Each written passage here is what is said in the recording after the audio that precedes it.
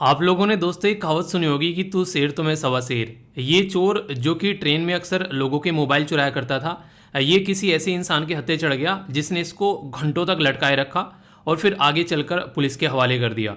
तो ये अवेयरनेस की न्यूज़ है उन लोगों के लिए जो ट्रेन में यात्रा करते हैं। आखिर फ़ोन चोरी कैसे होते हैं? अभी आप लोग यहाँ पर देखेगा, आप लोग खिड़की पर या फिर दरवाजे पर कई बार बैठे रहते हैं, तो इस तरीके से ये लटकते हैं और फ़ोन को छीन कर ले जाते हैं। ये देखिए, तो ये इस तरीके की दुर्घटना रेगुलरली देखने को मिलती है। कई सारे ऐसे लोग होते हैं जो काफ़ी गरीब होते हैं अपने बेसिकली सोसाइटी में, अगर देखें उनके फ़ोन भी चोरी हो जाते हैं कई बार, तो उनको काफ़ी ज़्यादा प्रॉब्लम झेलनी पड़ती है।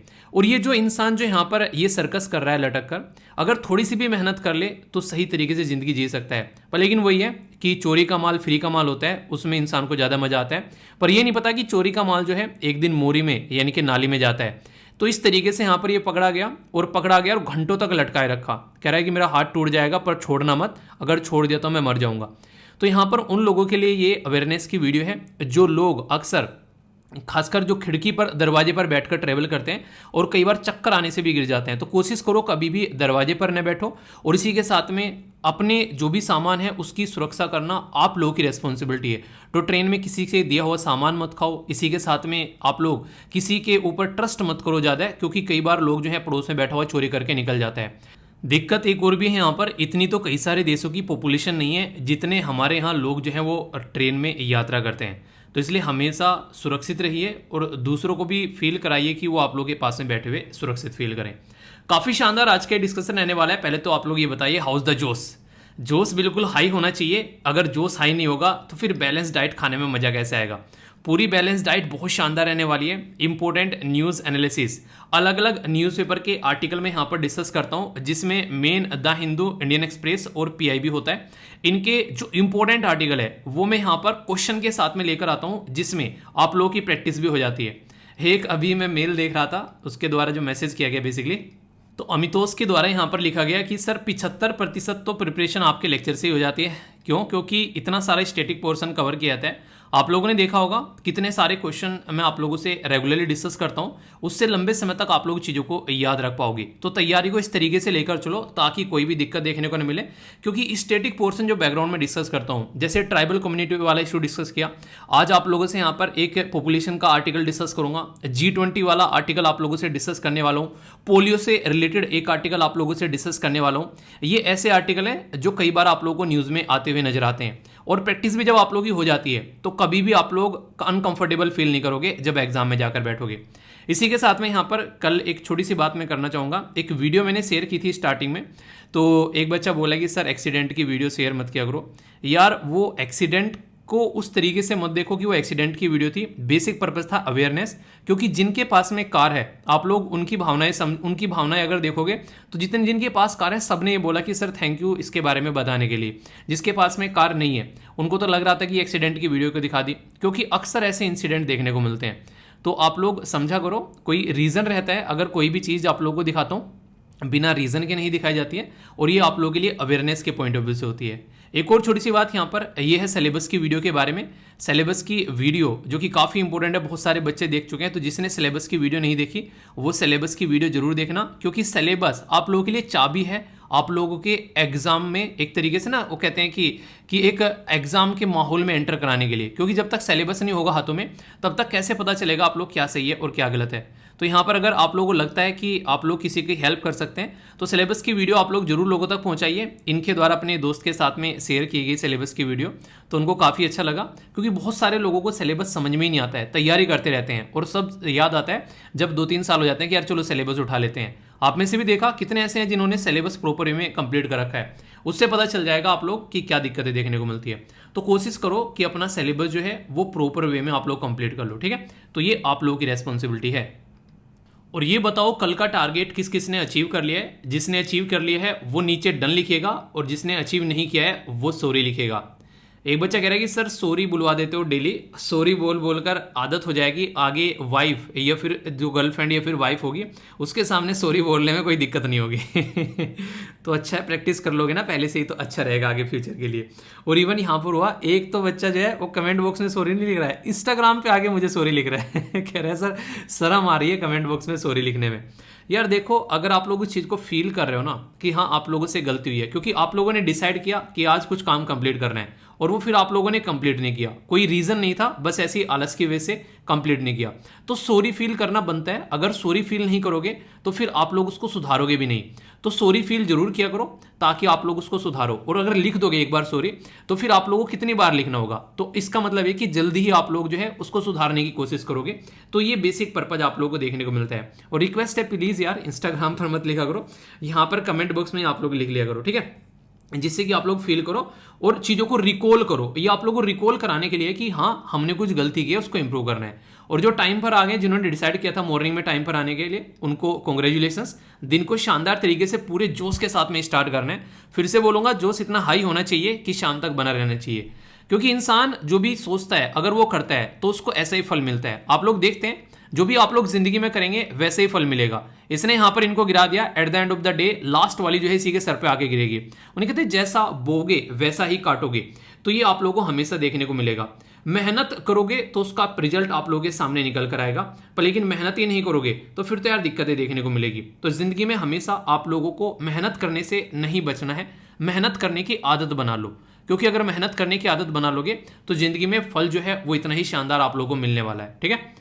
ये बहुत ही ज़्यादा न्यूज़ में थे कल, इनका नाम आप लोगों को बताना है। इनके द्वारा रिसेंटली अभी एक स्कीम लॉन्च की गई है, उसके बारे में मैं बात करूंगा और एक आर्टिकल भी आप लोगों से डिस्कस करूंगा जो कि काफ़ी इंपॉर्टेंट आर्टिकल देखने को मिलेगा, ठीक है। पर उससे पहले आप लोगों के सामने है आज का इंपॉर्टेंट डे। ये बात करते हैं यहाँ पर वर्ल्ड पेशेंट सेफ्टी डे के बारे में। अरे हाँ, आगे बढ़ने से पहले एक छोटी सी बात, मतलब 2-3 मिनट लूँगा यार, उसके लिए मतलब ज़रूरी है वो बात करनी, क्योंकि जैसे मैंने देखा कई सारे बच्चों ने यहाँ पर इसके बारे में बात की है और ये बात जैसे मुझ तक पहुँचती है तो मुझे लगता है कि आप लोगों को अवेयरनेस इसकी होनी चाहिए। जैसे आप लोगों को पता है कि यूपीएससी का मेंस स्टार्ट हो चुका है, वो तो पता है। 27 सितंबर को यहाँ पर यूपी पीसीएस का भी मेंस है और इसके आसपास में कई सारे अभी आप लोगों को पेपर देखने को मिलेंगे जो कि रिसेंटली ओवरलैप हो रहे हैं, जिसकी वजह से कई सारे स्टूडेंट जो हैं वो उनको दिक्कत देखने को मिल रही है। तो यहाँ पर एक रिक्वेस्ट है आप लोगों से, आप लोग अगर ट्विटर यूज़ करते हैं तो वहाँ पर जाकर आप लोगों को बस इतना करना है कि hashtag postpone UP PCS mains, ठीक है। और ये ओनली यूपी पीसीएस के लिए नहीं यार, आप लोग अगर किसी का भी कहीं भी आप लोगों को लगता है कि किसी पर्टिकुलर स्टूडेंट्स को जो प्रॉब्लम हो रही है, जैसे कि बहुत सारे स्टूडेंट्स बोल रहे हैं कि अटेम्प्ट एक और मिल जाना चाहिए, तो आप लोग स्टूडेंट्स हो तो एक दूसरे को सपोर्ट किया करो। और ये जरूरी भी है, एक दूसरे का साथ नहीं दोगे तो फिर कैसे काम चलेगा, ठीक है। तो इनके द्वारा बात की जा रही है बड़ी सिस्टमेटिक वे में, यहाँ पर इनके द्वारा एक तरीके से अपील की जा रही है कि इसको पोस्टपोन किया जाए, वरना बहुत सारे लोग जो हैं वो एक तरीके से असमंजस में आ जाएंगे कि कैसे चीज़ों को लेकर चलना है। इसी के बीच में और भी कई सारे एग्जाम पढ़ रहे हैं छोटे छोटे, ठीक है। तो इसको लेकर यहाँ पर कई सारी दिक्कतें देखने को मिल रही हैं। तो अगर कहीं पर भी ऐसा कोई कैंपेन चलता है तो स्टूडेंट को आप लोग जरूर सपोर्ट किया करो, ठीक है। मैं भी ट्वीट कर दूंगा यहाँ पर, क्योंकि जो ट्विटर है मैं कम ही यूज़ करता हूँ, पर लेकिन मैंने ये ज्वाइन ही इसलिए किया था, बहुत सारे बच्चों ने बोला था जब प्रोटेस्ट हो रहे थे कि सर प्लीज़ सपोर्ट करो, तो तब से लेकर यहाँ पर मैं यहाँ पर ट्विटर पे हूँ। तो मैं भी इसको एक तरीके से मतलब जो ट्वीट करूँगा आप लोग उसको रीट्वीट कर देना, या फिर खुद से जाकर आप लोग अपने जो सोशल मीडिया हैंडल से ट्वीट कर देना। तो एक दूसरे को आप लोगों को सपोर्ट करना है, ठीक है। ये छोटा सा काम आप लोग जरूर करिएगा, ओके। और एक और इंपॉर्टेंट बात यहाँ पर, आप लोग इंडिया के अंदर रहकर भी अगर लेक्चर को प्रॉपर वे में नहीं देख रहे हो तो यार आप लोगों को थोड़ा सुधरना पड़ेगा। और लोग बाहर बैठे बैठे भी लेक्चर को रेगुलर देख रहे हैं। यहाँ पर एक बच्चा है जो कि इंडोनेशिया में बैठकर यहाँ पर ये लेक्चर देखता है, ठीक है। तो आप लोग समझ सकते हैं, और इनका टारगेट है कि आने वाले टाइम में ये भी यूपीएससी की प्रिपरेशन जो है वो स्टार्ट यहाँ पर करेंगे, ठीक है। तो इससे आप लोग लगा सकते हैं अंदाजा कि कितने डेडिकेशन के साथ में सब यहाँ पर लगे हुए हैं। तो अगर आप लोग कहीं पर भी लापरवाही बरतते हैं तो इसका मतलब ये है कि आज की डेट में इतना उन्हें कहते एक तरीके से गला काट कंपटीशन है कि आप लोग टिक नहीं पाओगे, इतने अच्छे तरीके से लोग लगे हुए हैं आज के डेट में। तो लापरवाही नहीं बरतनी है, एक दूसरे को सपोर्ट करना है और अच्छे से अपनी प्रिपरेशन पे फोकस करना है, वो भी पॉजिटिव नेचर के साथ में, ठीक है। तो ये थी कुछ बातें, आई होप कि आप लोग इनको समझोगे। आइए अब बात करते हैं आगे। एक और छोटी सी बात, अगर कोई भी प्रोटेस्ट आप लोग करते हैं, प्रोटेस्ट मतलब कोई कैंपेन आप लोग चलाते हैं, तो मुझे कम से कम यार 1 या 2 दिन पहले बता दिया करो, ताकि मैं वीडियो के अंदर बता दूं, उनको सपोर्ट किया जा सके जो भी सही पर किसी पर्टिकुलर कोच के लिए अपनी बात उठा रहे हैं, ठीक है। तो ये आप लोगों से रिक्वेस्ट है, ओके। मेल कर दिया करो studyloverveer@gmail.com, वहाँ पर कंपेन करके या फिर प्रोटेस्ट करके बता दिया करो उसमें टाइटल में, ताकि मैं अगले दिन या फिर 1-2 दिन जब भी मुझे दिखे वीडियो में बता दूं मैं, ठीक है। इससे आप लोगों की बात जो है और ज़्यादा लोगों तक पहुँच पाएगी, ठीक है। और सपोर्ट जरूर करा करो एक दूसरे को। अगर बात करें यहाँ पर वर्ल्ड जो पेशेंट सेफ्टी डे के बारे में बात की जा रही है, पेशेंट अभी यहाँ पर इतने ज़्यादा देश के अंदर देखने को मिले कोविड-19 पर, तो उनकी सेफ्टी एक बहुत बड़ा रीज़न बन गई और उसमें बहुत सारे लोगों की डेथ भी हुई यहाँ पर, खासकर जो हेल्थ वर्कर थे उनकी भी। तो इसके चलते यहाँ पर दोनों के लिए ही जरूरी है, यहाँ पर अगर सेफ्टी के बारे में बात करें तो 17 सितंबर को ये डे सेलिब्रेट किया जाता है। तो यहाँ पर इसी के बारे में बात की जा रही है कि एक तरीके से अवेयरनेस फैलाई जा रही है ताकि यहाँ पर मिलकर काम कर सकें। और ये 72nd यानी कि 72वां वर्ल्ड हेल्थ असेंबली जो हुआ यहाँ पर 2019 में, उस टाइम पर यहाँ पर रिजोल्यूशन एडॉप्ट किया गया कि पेशेंट की सेफ्टी के बारे में हम लोग ध्यान रखेंगे। तो उसके चलते यहाँ पर चीज़ों को आगे लेकर चला जाता है। बात की जा रही है थीम की, तो थीम है यहाँ पर मेडिकेशन सेफ्टी। तो ये जरूरी है यहाँ पर, तो जिसके प्रॉपर वे में आप लोग देखो कि आप लोगों ने एक न्यूज़ नहीं थी, मैंने आप लोगों को बताई थी कि साउथ इंडिया में एक औरत थी, उसको एक गलत तरीके के खून चढ़ा दिया गया, उसको एड्स की बीमारी होगी क्योंकि जो उसको खून लिया गया था वो किसी एड्स के मरीज का था। तो इस तरीके से समझ सकते हैं। तो बोला गया कि यहाँ पर medication safety with the slogan, यहाँ पर बात की जा रही है यहाँ पर मेडिकेशन विदाउट हार्म, यानी कि कोई भी अगर मेडिकेशन दवाई आप लोग करनी है वो इंसान को सुरक्षा प्रोवाइड कराने के लिए है, ना कि उसको नुकसान करने के लिए। ठीक है, तो ये बात यहाँ पर बोली गई है, तो इसके बारे में आप लोग ध्यान रखिएगा। ओके, बाकी यहाँ पर अगर बात करें, एक छोटा सा आर्टिकल मैं आप लोगों से डिस्कस करना चाहूँगा, फिर डिटेल में कई सारे आर्टिकल आप लोगों से यहाँ पर डिस्कस करूँगा। ये आर्टिकल है किसके बारे में? ये आर्टिकल है तमिलनाडु के बारे में। तो पहले तो आप लोगों को तमिलनाडु को मैप में देखना है कि एग्जैक्ट लोकेशन कहाँ पर है। तो तमिलनाडु साउथ इंडिया में राज्य आप लोगों को देखने को मिलेगा जो कि आंध्र प्रदेश, कर्नाटका और केरला के साथ में बॉर्डर टच करता है। इंटरेस्टिंग फैक्ट यहाँ पर जो आप लोगों को याद रखने लायक है वो है पुदुचेरी के बारे में। तो यहाँ पर जो पुदुचेरी के 2 डिस्ट्रिक्ट देखने को मिलेंगे, एक तो है पुदुचेरी, एक है क्राइकल, जिसको क्राइकल पुदुचेरी बोलते हैं। वैसे पुदुचेरी के टोटल 4 डिस्ट्रिक्ट हैं, एक आप लोगों को यहाँ पर येनम देखने को मिलेगा और यहाँ पर केरला के अंदर मेहे देखने को मिलेगा। तो 4 में से 2 जो हैं वो तमिलनाडु के अंदर में है। ये कई बार ये नॉर्थ से साउथ या फिर साउथ से नॉर्थ ये लगाने के लिए आ जाता है मैप में, तो इसके बारे में आप लोग थोड़ा सा आइडिया जरूर रखिएगा। ठीक है, एक क्वेश्चन आप लोग बताइए, हमारे देश में कितनी ऐसी यूनियन टेरिटरी है जहां पर आप लोगों को बेसिकली खुद का चीफ मिनिस्टर देखने को मिलता है? ठीक है, तो ये इंटरेस्टिंग क्वेश्चन है, इसके बारे में आप लोग बताइए।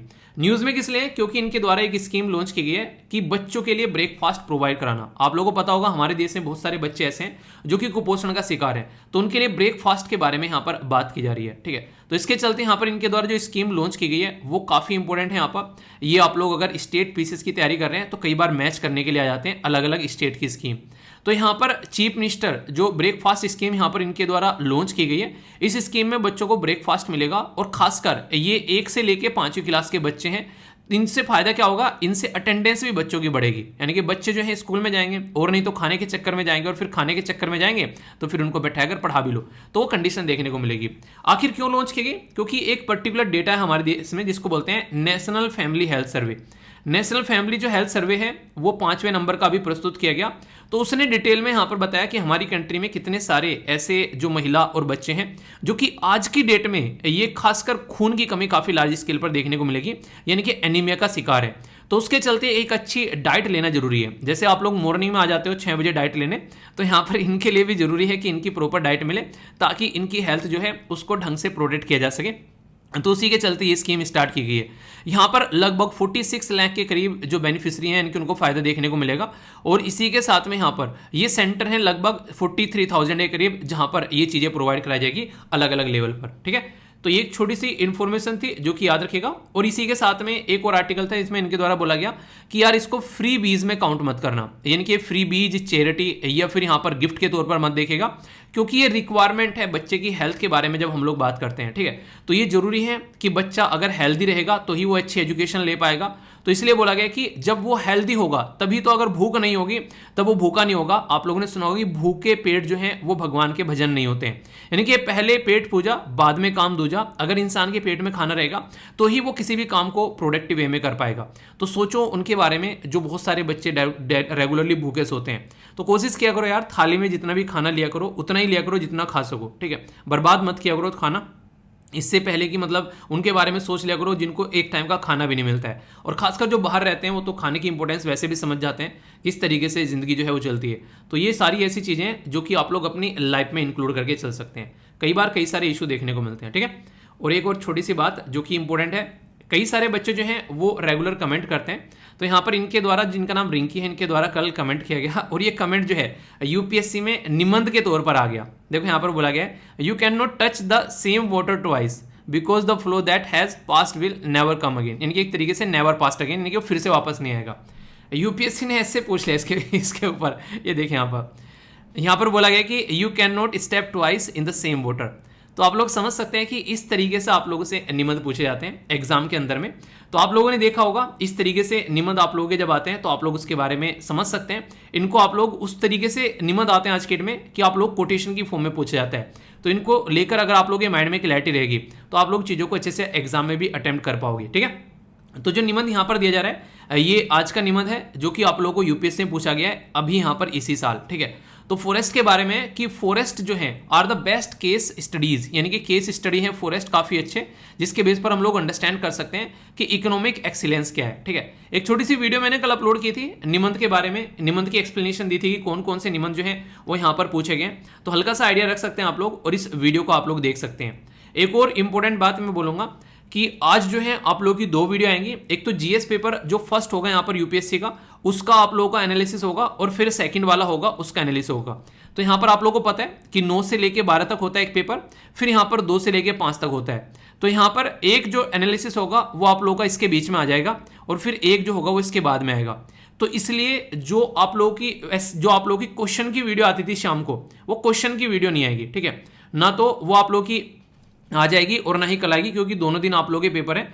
तो मैं कोशिश करूंगा या तो मंडे में या फिर ट्यूसडे में क्वेश्चन की वीडियो आप लोग अपलोड कर दूंगा। ठीक है, क्योंकि यहाँ पर ये 2 वीडियो काफी इंपॉर्टेंट रहेंगी, ये आप लोगों को एक ओवरव्यू देंगे। अगर आप लोग नेक्स्ट ईयर की तैयारी कर रहे हैं तो पता होना चाहिए, और पेपर देखकर आप लोगों को पता भी चलेगा कि मैं कैसा आप लोगों को पढ़ा रहा हूँ, यानी कि आप लोगों को कॉन्फिडेंस आएगा कि यहाँ पर आप लोग जो पढ़ाई कर रहे हैं क्या वो सही है, क्या आप लोग यहाँ पर सही तरीके से एक तरीके से सही चीज़ों को देख रहे हैं, तो उसके लिए भी आप लोग के अंदर कॉन्फिडेंस आएगा। ठीक है, तो ये जरूरी है, इसको आप लोग जरूर देखिएगा। ठीक है, तो इसलिए एक इन्फॉर्मेशन जो मुझे देनी थी इसके बारे में ध्यान रखिएगा। एक यहाँ पर अगर खासकर उन लड़कियों के लिए जो कि तैयारी कर रही हैं आज के डेट में, देखिए यार एक बार शादी हो गई ना तो फिर आप लोग अपनी स्टडी को उस लेवल पर लेकर आगे नहीं चल पाओगे जैसा अभी आप लोग लेकर चल सकते हो। यहाँ पर एक इससे भी फैमिली मेंबर है 2016 से जुड़ी हुई हैं, 2019 में शादी हो गई, तो 2 साल का बेबी भी है अभी इनके पास में, फिर से यहाँ पर इनके द्वारा अपनी तैयारी जो है वो स्टार्ट की गई है। तो बहुत ही ज़्यादा हिम्मत लगेगी अगर इस पर्टिकुलर सिचुएशन में आप लोग आकर फिर से अपनी तैयारी स्टार्ट करोगे। तो इसलिए कोशिश करो कि अभी अपनी तैयारी को अच्छे लेवल पर रखो और आलस या फिर कोई भी दिक्कत है उसको साइड में रखकर प्रॉपर वे में अपनी स्टडी लेकर चलो, वरना आगे आने वाले टाइम में बहुत सारी प्रॉब्लम आप लोग को सामने नजर आएगी। ठीक है, तो ये एक इन्फॉर्मेशन है जो कि आप लोग समझ सकते हैं, तो इसको देखना थोड़ा। आगे बात करें यहाँ पर आप लोगों को पता है यहाँ पर संघाई कॉर्पोरेशन ऑर्गेनाइजेशन की मीटिंग हुई, तो इस आर्टिकल को मैं काफी डिटेल में कवर करूंगा 1-2 दिन के अंदर में, प्लस क्वेश्चन के साथ में क्वेश्चन होंगे आप लोगों के प्रैक्टिस एमसीक्यू भी करवाऊंगा और इसी के साथ में आंसर राइटिंग का क्वेश्चन भी आप लोगों को देखने को मिलेगा। फिलहाल यहाँ पर कई दिन से आर्टिकल आ रहे हैं तो टेंशन मत लेना, इसको डिटेल में डिस्कस कर लेंगे, एक एक पॉइंट आप लोगों का क्लियर यहाँ पर हो जाएगा। आज जो आर्टिकल मैं आप लोगों से कवर करूंगा वो G20 के बारे में है, वो भी कई दिनों से कई बार न्यूज में आ लिया है और आगे भी आएगा जब इसकी मीटिंग होगी। तो अभी फिलहाल ये इसके साल के एंड में आएगा, तो तब तक आप लोगों का एक बार रिवीजन और हो जाएगा। अभी खत्म क्या हुआ यहाँ पर, ये संघाई कॉर्पोरेशन ऑर्गेनाइजेशन की मीटिंग आप लोगों को देखने को मिली, तो ये यहाँ पर चाइना और रसिया एक दूसरे के नहीं लंगोटिया यार बनकर काम कर रहे हैं, और बाकी सारे के सारे जो लीडर हैं यहाँ पर ये आप लोगों के सामने हैं। यहाँ पर ये मीटिंग कहाँ पर हुई ये आप लोग बताइए, बाकी डिटेल में इसके ऊपर मैंने बताया कि 1-2 दिन में कल या फिर परसों आप लोगों को प्रॉपर आर्टिकल मिलेगा जिसमें क्वेश्चन की प्रैक्टिस भी आप लोग ही करवा दूंगा। ठीक है, अभी यहाँ पर आगे बढ़ते हैं। आगे बढ़ने से पहले क्वेश्चन आप लोग देखें यहाँ पर, ये काफी इंटरेस्टिंग है, थोड़ा सा ध्यान से सुनिएगा। और एग्जाम में अक्सर आप लोगों से यहाँ तो G20 के बारे में बात कर रहा हूँ, ऐसे क्वेश्चन आप लोगों से कई बार पूछे गए हैं गांधी जी के बारे में, क्या गांधी जी का आज की डेट में कोई रिलेवेंस है, क्या भीमराव अंबेडकर जी का आज के डेट में कोई रिलेवेंस है, या फिर आप लोगों से नैम के ऊपर पूछा गया है नॉन अलाइंग मूवमेंट के बारे में, क्या इसका आज के डेट में कोई रिलेवेंस है। तो यहां पर ऐसे क्वेश्चन बन जाते हैं। तो पूछ लिया गया G20, कह रहा है कि do you think G20 summit have lost its significance या फिर इट्स रिलेवेंस आप लोग बोल सकते हैं। तो क्रिटिकली एनालाइज आप लोगों को करना है, तो इस तरीके से क्वेश्चन आप लोगों के पूछे जाते हैं एग्जाम के अंदर में कई बार। तो यहां पर इंपॉर्टेंट क्या है आप लोगों को पता है, G20 के अंदर अभी और भी मैं डिटेल में डिस्कस करूंगा, 85% यानी कि 85% वर्ल्ड की जीडीपी आती है और 2/3 जो है वर्ल्ड की पॉपुलेशन है। तो क्या कोई ऐसी ऑर्गेनाइजेशन अपना रिलेवेंस खो सकती है अगर कोई ऐसी बातें आप लोगों से कर रहे हैं, तो इसका मतलब बेवकूफी वाली बातें वो कर रहे हैं। ठीक है, तो आप लोग इसको इग्नोर कर सकते हो, मतलब एक तरीके से आप लोग इसके सपोर्ट में आप लोगों को आर्ग्यूमेंट देने कि इसका रिलेवेंस जो है वो खत्म नहीं हो सकता है। ठीक है, थोड़ा सा आप लोग ये बोल सकते हो कि हाँ उस लेवल पर काम नहीं कर रही है। पर ये नहीं कह सकते आप लोग की रिलीवेंस खत्म हो रखा है। क्यों? क्योंकि इकोनॉमी में आज के डेट में देखिए कोविड-19 के बाद में अगर रिकवरी के बारे में बात करें तो G20 यहां पर सामने निकल कर आई, ठीक है। इसी के साथ में सप्लाई चेन को कैसे लेकर चलना है उसके बारे में G20, क्लाइमेट चेंज के बारे में G20 बात करती है, कई बार आप लोगों ने देखा होगा, ठीक है। कई बार तो टेररिज्म के मुद्दे को भी उठाने की बात होने लगती है। तो बहुत सारे इशू देखने को ऐसे मिलते हैं। हालांकि ये जो है मेनली इकोनॉमी के पॉइंट ऑफ व्यू से G20 की मीटिंग आप लोगों को देखने को मिलती है और हमारी कंट्री अभी इसको होस्ट करने जा रहा है, तो इसके बारे में काफी सारी बातें मैं आप लोगों से डिस्कस करूंगा। एक एक पॉइंट जो है वो क्रिस्टल क्लियर करके चलना है, उसके बाद में फिर इस क्वेश्चन का आंसर भी आप लोगों को देना है। वैसे कई सारे एमसीक्यू भी होंगे, वही प्रैक्टिस करते हुए हम लोग आगे बढ़ेंगे। तो कोई भी डाउट, कोई भी कंफ्यूजन माइंड में नहीं रखना है, एक एक पॉइंट क्रिस्टल क्लियर करके आगे चलना है, ठीक है। तो अब आर्टिकल देखते हैं एक एक कर। आज की डेट में अगर कहीं पर सबसे ज्यादा दंगल चल रहा है तो वो है G20 के अंदर में। इनके हर एक इंसान चाह रहा है कि G20 को अपने हिसाब से चलाया जाए और ये बिल्कुल ऐसे है जैसे आप लोगों ने कई बार मूवीज में देखा होगा, उन्हें एक तरफ से एक गुट आ गया, दूसरी तरफ से दूसरा गुट आ गया, अब उनको वहां पर बैठना भी है, बातें भी करनी है। क्यों? क्योंकि उस ग्रुप का पार्ट है दोनों। तो अब यहाँ पर उनके बीच में रस्साकसी चल रही है, क्योंकि इस G20 के अंदर रशिया भी है, इसी G20 के अंदर यूएसए भी है और इसी G20 के अंदर चाइना भी है, इसी G20 के अंदर इंडिया भी है। अच्छी बात यहाँ पर यह है कि पाकिस्तान नहीं है, ठीक है। तो यहाँ पर अगर कोई आप लोगों से पूछे कि G20 के अंदर कौन कौन से देश आते हैं, तो इसको याद करने का एक बड़ा ही प्यारा सा फॉर्मूला आप में से एक बच्चे के द्वारा शेयर किया गया था मेरे साथ में। मुझे अच्छा लगा कि आप लोगों के साथ में शेयर करूं। अगर कोई ऐसी चीज हुआ करे तो studyloverveer@gmail.com पर आप लोग मुझे शेयर कर दिया करो, ताकि आप लोगों के साथ में शेयर करता रहूं जो भी एक्स्ट्रा चीजें होती है, ठीक है। तो यहाँ पर बोला गया है कि गुरु जी सीता अब SSC FCI में, ठीक है। तो ये सारी कंट्री के नाम दे दिए हैं। गुरु का मतलब हो गया जर्मनी, यूएसए और रसिया, जर्मनी, यूएसए, रसिया और यूके, ठीक है। तो यहाँ पर रसिया जो है इनके नहीं रजिया गुंडों में फंस गई, तो रसिया जो है यूएसए के साथ में, यूके के साथ में जर्मनी के अंडर फंस गई। तो याद रख लेना इसको इस तरीके से। हम दोनों दोस्त साथ में हैं, जापान और इंडिया जी, ठीक है, जानिए जी पापा जी। तो जापान और इंडिया साथ में है, तो ये आप लोग याद रख ही सकते हो। सीता यहाँ पर सऊदी अरेबिया, इंडोनेशिया, तुर्की और ऑस्ट्रेलिया।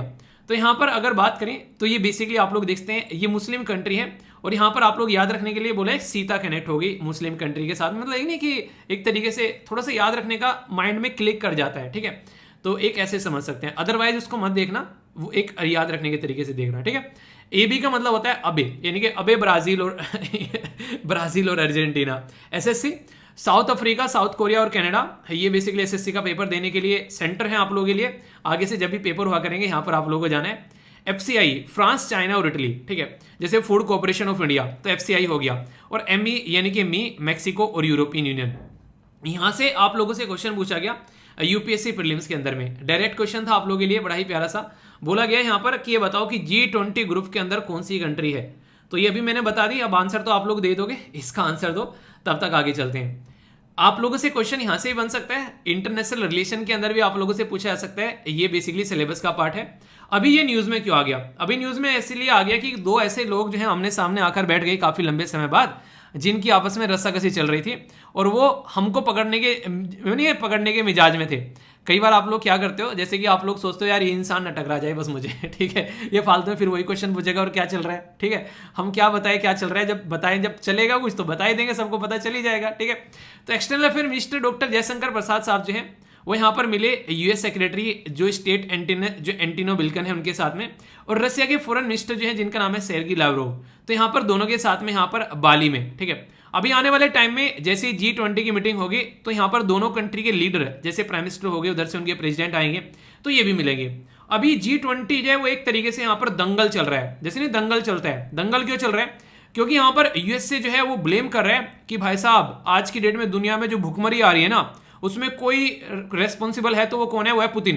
यानी कि पुतिन की वजह से दुनिया में भुखमरी आ रही है। उसने यूक्रेन के गेहूं के गोदामों पर अटैक किया, उल्टी सीधी सारी जहां जहां पर देखे वहां पर अटैक कर रहा है, जगह पर लोगों को मार रहा है, दुनिया में गेहूं सप्लाई नहीं हो पा रहे हैं, अपने आप भी ढंग से सप्लाई नहीं कर रहा है, ठीक है, लोगों की मार्केट बर्बाद कर रहा है सस्ता सस्ता माल बेचकर।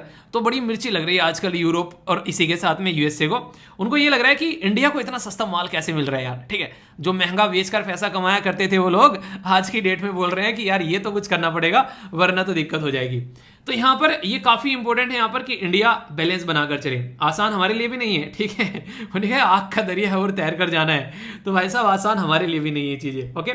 तो G20 जो है ये एक ऐसा ग्रुप है जो कि 1999 में बनाया गया था। फिर आगे चलकर यहाँ पर इसकी सबमिट होना स्टार्ट हो गई। पर्पज यार यही है कि कैसे दुनिया में डेवलपमेंट लेकर आना है, कैसे इकोनॉमी को अच्छा रखना है, लोगों को कैसे यहाँ पर आज के डेट में अच्छे से जॉब वगैरह प्रोवाइड कराया जाए, इंप्लॉयमेंट बढ़े, इन्फ्लेशन को कैसे कंट्रोल करना है। और आज की डेट में यहाँ पर जो चेयरमैन है वो है जोको विडोडो, यानी कि प्रेसिडेंट ऑफ इंडोनेशिया।